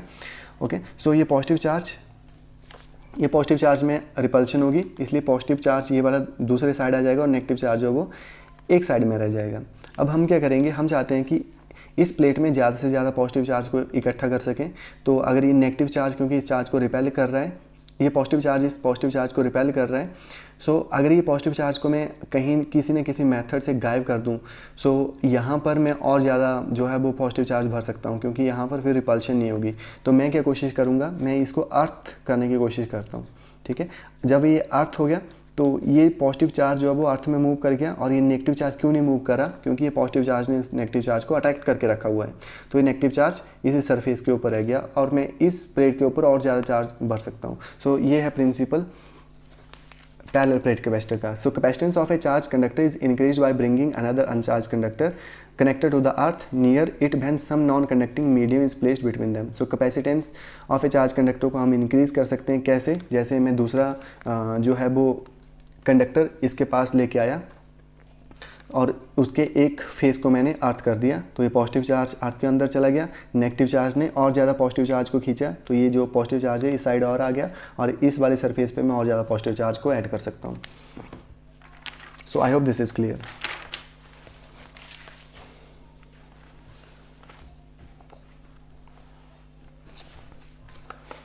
सो यहाँ से देख लेते हैं। So we already know V और इलेक्ट्रिक फील्ड के बीच में क्या रिलेशन होता है, V is equal to E cross D। अगर मैं E की जगह sigma upon epsilon naught put कर दूँ तो V कितना आ जाएगा, सिग्मा अपॉन एप्सिलॉन D, और सिग्मा कितना होता है कि charge upon area. So sigma की जगह Q अपॉन A पुट कर दिया, upon epsilon not into D तो साथ में ही था, और ये बन गया C is equal to epsilon naught A upon D। Okay, so this is the important formula, C is equal to epsilon naught A D। It means which is expected depend only on the geometry of the system. So ये जो सी है वो geometry के ऊपर depend कर रहा है, इसके एरिया के ऊपर, इसकी डिस्टेंस के ऊपर डिपेंड कर रहा है। अगर मैं एरिया को 1 मीटर स्क्वायर एज्यूम कर लूँ और डिस्टेंस को मैं 1 मिलीमीटर एज्यूम करूँ, सो कैपेसिटेंस की वैल्यू कितनी आ जाएगी? सो एप्सिलॉन की वैल्यू 8.85 इंटू 10⁻⁻12 मानी, एरिया को मैंने 1 सपोज किया एंड डिस्टेंस को 1 मिलीमीटर, दैट इज़ 10⁻³ मीटर के बराबर हो गया। सो इसको कैलकुलेट करूँगा तो ये आ जाएगा 8.85 इंटू 10⁻⁹ फैराड। ओके, सो इतना कैपेसिटेंस होता है जब डिस्टेंस जो है वो 1 मिलीमीटर और एरिया जो है 1 मीटर स्क्वायर हो। So this shows that 1 farad is too weak a unit of practice. So 1 farad की वैल्यू को भी हम कैलकुलेट कर सकते हैं कि 1 फैराड की वैल्यू जो है वो कितनी बड़ी होती है। So area which is equal to, अगर इसी इक्वेशन को मैं रीअरेंज करूँ, सो एरिया आ जाएगा C, that is the capacitance upon C into D upon epsilon nought. Okay, so capacitance C की वैल्यू हमने 1 फैराड एज्यूम कर ली, D that is the 10⁻² metre. Okay, और ये तो एप्सिलॉन नॉट की वैल्यू ऑलरेडी यहाँ पे है, that is the 10⁻⁹। So which is a plate about 30 kilometre in length and breadth. So 1 farad का हमने चार्ज स्टोर करना हो तो 30 किलोमीटर की लंबी प्लेट लानी पड़ेगी, लेंथ वाइज भी और ब्रेथ वाइज भी। मीन्स कि इसी से हमें क्लियर हो गया कि 1 फैराड जो है वो बहुत बड़ी यूनिट है चार्ज की। Next one is the effect of dielectrics on capacitance. So अब डायलैक्ट्रिक्स को ऐड करते हैं, कैपेसिटर के कैपेसिटेंस पे क्या इफेक्ट पड़ेगा, तो वो चीज़ हम देख लेते हैं। सो यहाँ पे ये चीज़ ऑलरेडी मैंने क्लियर करी हुई है, चलिए यहाँ से मैं आपको क्लियर करता हूँ। So this one is also very very important, यहाँ से हम इसको क्लियर कर लेते हैं। सो सपोज यहाँ पे 2 प्लेट्स रखी हुई हैं, that is the conducting plates, और इसके अंदर मैंने एक कैपेसिटर को ऐड कर दिया having thickness that is the T, और यहाँ से यहाँ तक जो कंडक्टर है उनकी डिस्टेंस डी है। सो इसके अंदर डायलैक्ट्रिक के अंदर भी एक इलेक्ट्रिक फील्ड बन जाएगी, that is the E P, and एक अंदर इलेक्ट्रिक फील्ड अपोजिट डायरेक्शन में है, that is the E naught. So E naught और ई पी दोनों की डायरेक्शन जो अपोजिट है। ई नॉट की direction from positive to negative है, और जो ई पी की डायरेक्शन है वो नेगेटिव, ये नेगेटिव इस साइड है और पॉजिटिव इस साइड है। तो ये पॉजिटिव, इस वाले पॉजिटिव से इस वाले नेगेटिव की तरफ है, मतलब ई पी की डायरेक्शन ये वाली आ गई और ई नॉट की ये डायरेक्शन आ गई। सो मैं ई को सपोज करके चलता हूँ ई नॉट माइनस ई पी, क्योंकि जो नेट इलेक्ट्रिक फील्ड है वो, अगर मैं टोटल इलेक्ट्रिक फील्ड से जो कि इलेक्ट्रिक फील्ड इसके अंदर प्रोड्यूस हुई है माइनस कर दूं, तो मेरे पास net electric field inside the dielectric आ जाएगी। सो डायलैक्ट्रिक के अंदर कितनी इलेक्ट्रिक फील्ड आएगी? E is equal to E nought minus E P. Okay, so potential, we already know potential और इलेक्ट्रिक फील्ड के बीच का relation. So V is equal to E nought D minus T plus E T.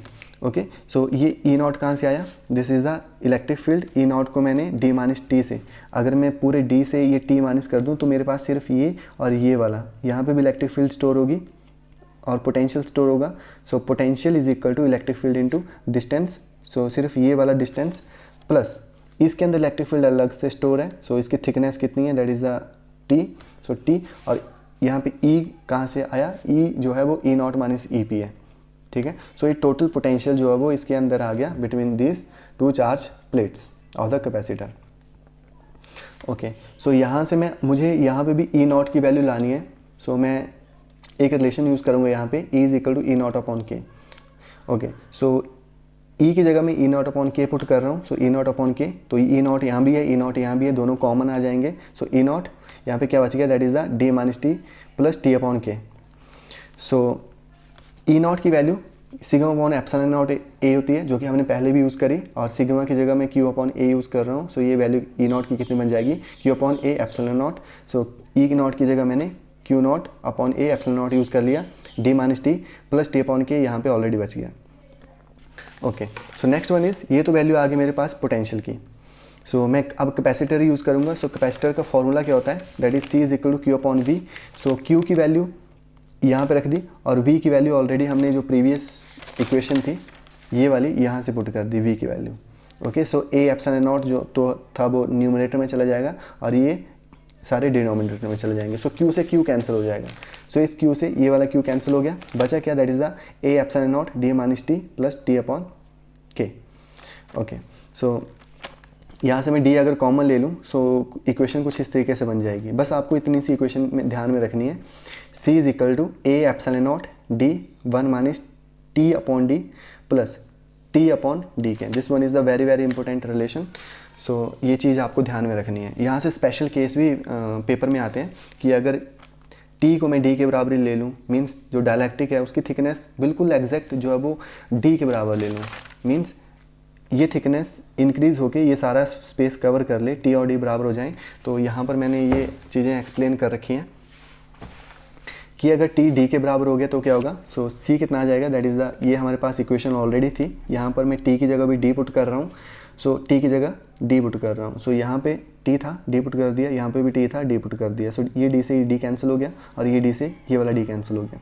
Okay, बचा क्या, that is the A epsilon nought D 1 upon K. So के ऊपर चला गया।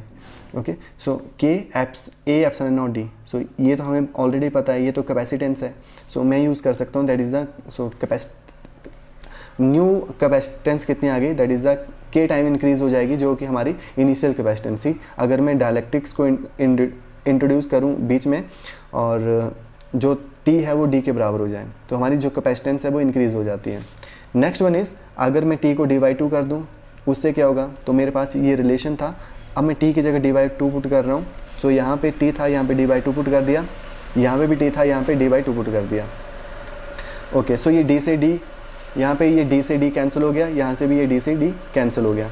सो बचा क्या, that is the A epsilon nought D 1 minus 1/2 plus 1/2 के। सो 1 minus 1/2 किया तो ये 1 आ गया, दैट इज़ द 1/2 प्लस 1/2 के। ओके, यहाँ पे एलसीएम हमने ले लिया। सो ये 2 यहाँ पे देख लो, 2 ये ऊपर आ गया। सो बचा क्या, 2 ए एप्सिलॉन नॉट, ठीक है, 1/2 यहाँ पे कॉमन आके 2 ऊपर गया था। सो के प्लस 1 अपॉन के, डन। सो ये के भी ऊपर चला गया। सो ये बन गया 2 के, और ये चीज़ तो ऑलरेडी हमारे पास है, ये तो यहाँ से हम सी नॉट इसकी वैल्यू पुट कर सकते हैं। सो इसकी वैल्यू सी नॉट पुट कर दी, डिनोमिनेटर में क्या बचा, दैट इज़ द के प्लस 1। ओके, सो हमारी जो एक्चुअल कैपेसिटेंस है उसकी वैल्यू इतनी आ जाएगी, that is the 2 K C naught upon K plus 1।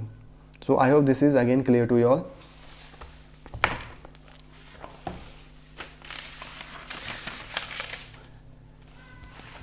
Next one is the capacitor in series and capacitors in parallel.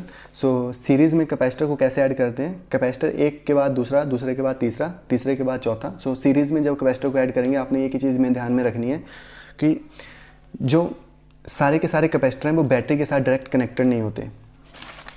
जैसे मैं यहाँ पे कैपेसिटर बनाने की कोशिश करूँ, जैसे ये कैपेसिटर है, अगर इसको मैं दूसरे कैपेसिटर के साथ कनेक्टेड करूँ, तीसरे के साथ कनेक्टेड करूँ, तो ये सारे सीरीज़ में कनेक्टेड है। अगर बैटरी के साथ कनेक्टेड कर दूँ उनको मैं, तो सारे कैपेसिटर जो हैं वो डायरेक्ट कनेक्टेड बैटरी के। अगर मैं इस कैपेसिटर की बात करूँ तो ये बैटरी के साथ डायरेक्ट कनेक्टेड नहीं है। अगर मैं सैंडी की बात करूँ, सैंडी की भी बात करूँ, तो ये डायरेक्ट बैटरी के साथ कनेक्टेड नहीं है। तो सीरीज़ में आपको ये चीज़ ध्यान में रखनी है कि सारे के सारे जो कैपेसिटर हैं वो बैटरी के साथ कनेक्टेड डायरेक्टली नहीं होते। और एक चीज़ आपको ये भी ध्यान रखनी है, जब सीरीज़ में हम कैपेसिटर को ऐड करते हैं तो चार्ज सेम होता है और नेट कैपेसिटेंस डिक्रीज हो जाती है। ओके, सो जैसे ही हम सीरीज़ में कैपेसिटर को ऐड करेंगे, पोटेंशियल की वैल्यू क्या आ जाएगी, V1 प्लस V2। ओके, और V क्या होता है, Q अपॉन C, और V2 की वैल्यू क्या आ गई, Q upon C2। So Q common लेके दूसरी साइड आ गया, V upon Q which is equal to 1 upon C1 plus 1 upon C2। और यहाँ से मैं V अपॉन Q को पुट कर सकता हूँ, that is the 1 upon C। So 1 upon C is equal to 1 upon C1 plus 1 upon C2। तो जब कैपेसिटर सीरीज़ में ऐड किए तो हमारे पास नेट कैपेसिटेंस डिक्रीज हो गई। सेम हम n नंबर ऑफ कैपेसिटर के लिए भी इसको यूज़ कर सकते हैं, that is the 1 upon C which is equal to 1 upon C1 so on up to 1 upon Cn। So मेरे पास n कैपेसिटेंस है, लेकिन इनके लिए भी हमारे पास टोटल कैपेसिटर की वैल्यू डिक्रीज हो गई। Next one is the capacitor in parallel. So इसमें आपको एक ही चीज़ ध्यान में रखनी है कि वोल्टेज सेम रहती है जब पैरेलल कैपेसिटर हम कनेक्ट करते हैं। अब वोल्टेज क्यों सेम रहती है, क्योंकि बैटरी के साथ ही डायरेक्टली सारे के सारे कनेक्टेड रहते हैं। जैसे ये वाला कैपेसिटर है, इसको बैटरी के साथ मैं कनेक्ट करूँ तो ये बैटरी के साथ डायरेक्ट कनेक्ट हो जाएगा। ये वाला कैपेसिटर है, ये भी बैटरी के साथ डायरेक्ट कनेक्ट हो जाएगा। जो जितने भी हम कैपेसिटर यूज़ करेंगे सारे के सारे बैटरी के साथ कनेक्टेड हो जाते हैं। तो इसमें आपको ये भी चीज़ ध्यान में रखनी है कि नेट कैपेसिटेंस इंक्रीज़ हो जाती है। सो यहाँ पर नेट कैपेसिटेंस जो है वो C1 plus C2 plus C3 plus so on increase हो रही है।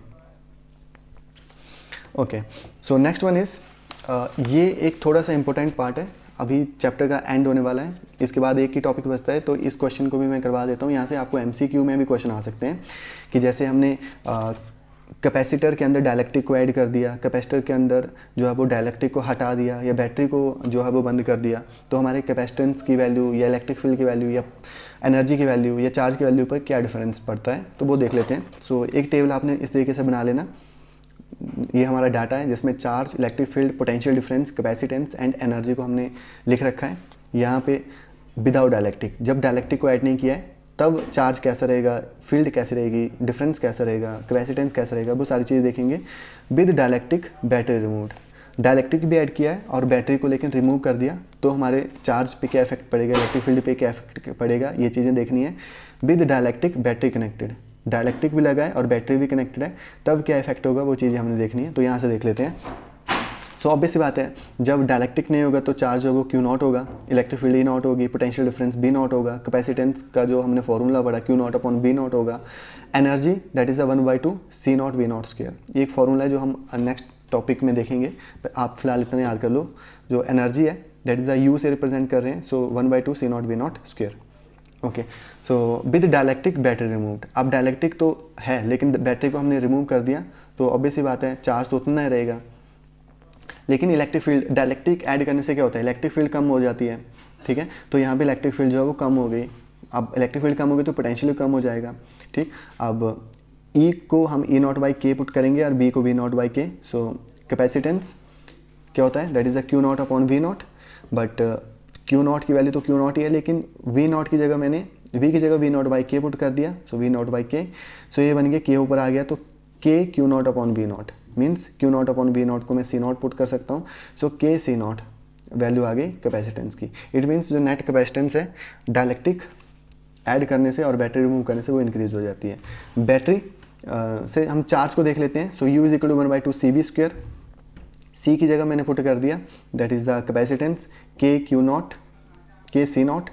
ओके, और वी की जगह पुट कर दिया that is the V nought upon K. So K C nought put किया प्लस बी स्क्वायर था, so V nought square upon K square. So एक के से ये के कैंसिल हो गया, ये कितना बच गया, that is the U nought upon K.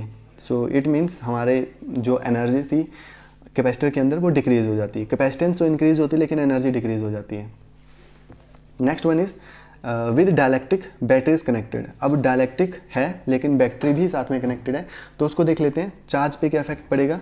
सो जो चार्ज है वो के क्यू नॉट हो जाएगा, बिकॉज जो डायलेक्ट्रिक है वो रिड्यूस करेगा इलेक्ट्रिक फील्ड की वैल्यू को, और बैटरी जो है वो चार्ज की वैल्यू को इंक्रीज करती जाएगी साथ में। नेक्स्ट वन इज़ द ई पर क्या इफेक्ट पड़ेगा। सो ई जो है वो ई नॉट ही रहेगी।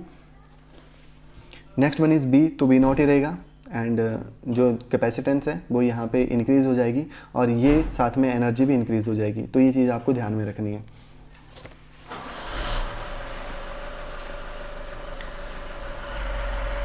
This is the last topic, energy stored in a capacitor. Capacitor के अंदर एनर्जी स्टोर होती है, ये तो हमें पता है, लेकिन कितनी एनर्जी स्टोर होती है वो देख लेते हैं। सो यहाँ से हम देखते हैं। सो सपोज करो बैटरी के साथ दो प्लेट्स को कनेक्टेड किया है। सो ये पॉजिटिव एंड है, तो पॉजिटिव में नेगेटिव जो इलेक्ट्रॉन थे वो सारे के सारे अट्रैक्ट हो जाएंगे और ये मूव करके यहाँ पे चले जाएंगे। तो इसमें पॉजिटिव चार्ज आ जाएगा, इसमें नेगेटिव चार्ज आ जाएगा। ओके, सो वर्क डन कितना करना पड़ा, that is the potential into charge. Okay, so potential की जगह मैंने क्यू अपॉन सी पुट कर दिया और चार्ज डी क्यू था। सो ये तो स्मॉल वर्क डन है। अगर मैं टोटल वर्क डन कैलकुलेट करूँ तो इंटीग्रेशन करना पड़ेगा 0 टू क्यू। सो कितना आ गया, Q naught Q upon C into D Q. 1 upon C common बाहर आ गया, constant term. So Q D Q, और क्यू की इंटीग्रेशन कितनी होगी, क्यू स्क्वायर अपॉन 2। जब मैंने लिमिट्स अप्लाई करी, upper limit minus lower limit, ये आ गया Q square upon 2c। That is the energy कितनी स्टोर हो गई, Q square upon 2c। I hope this is clear.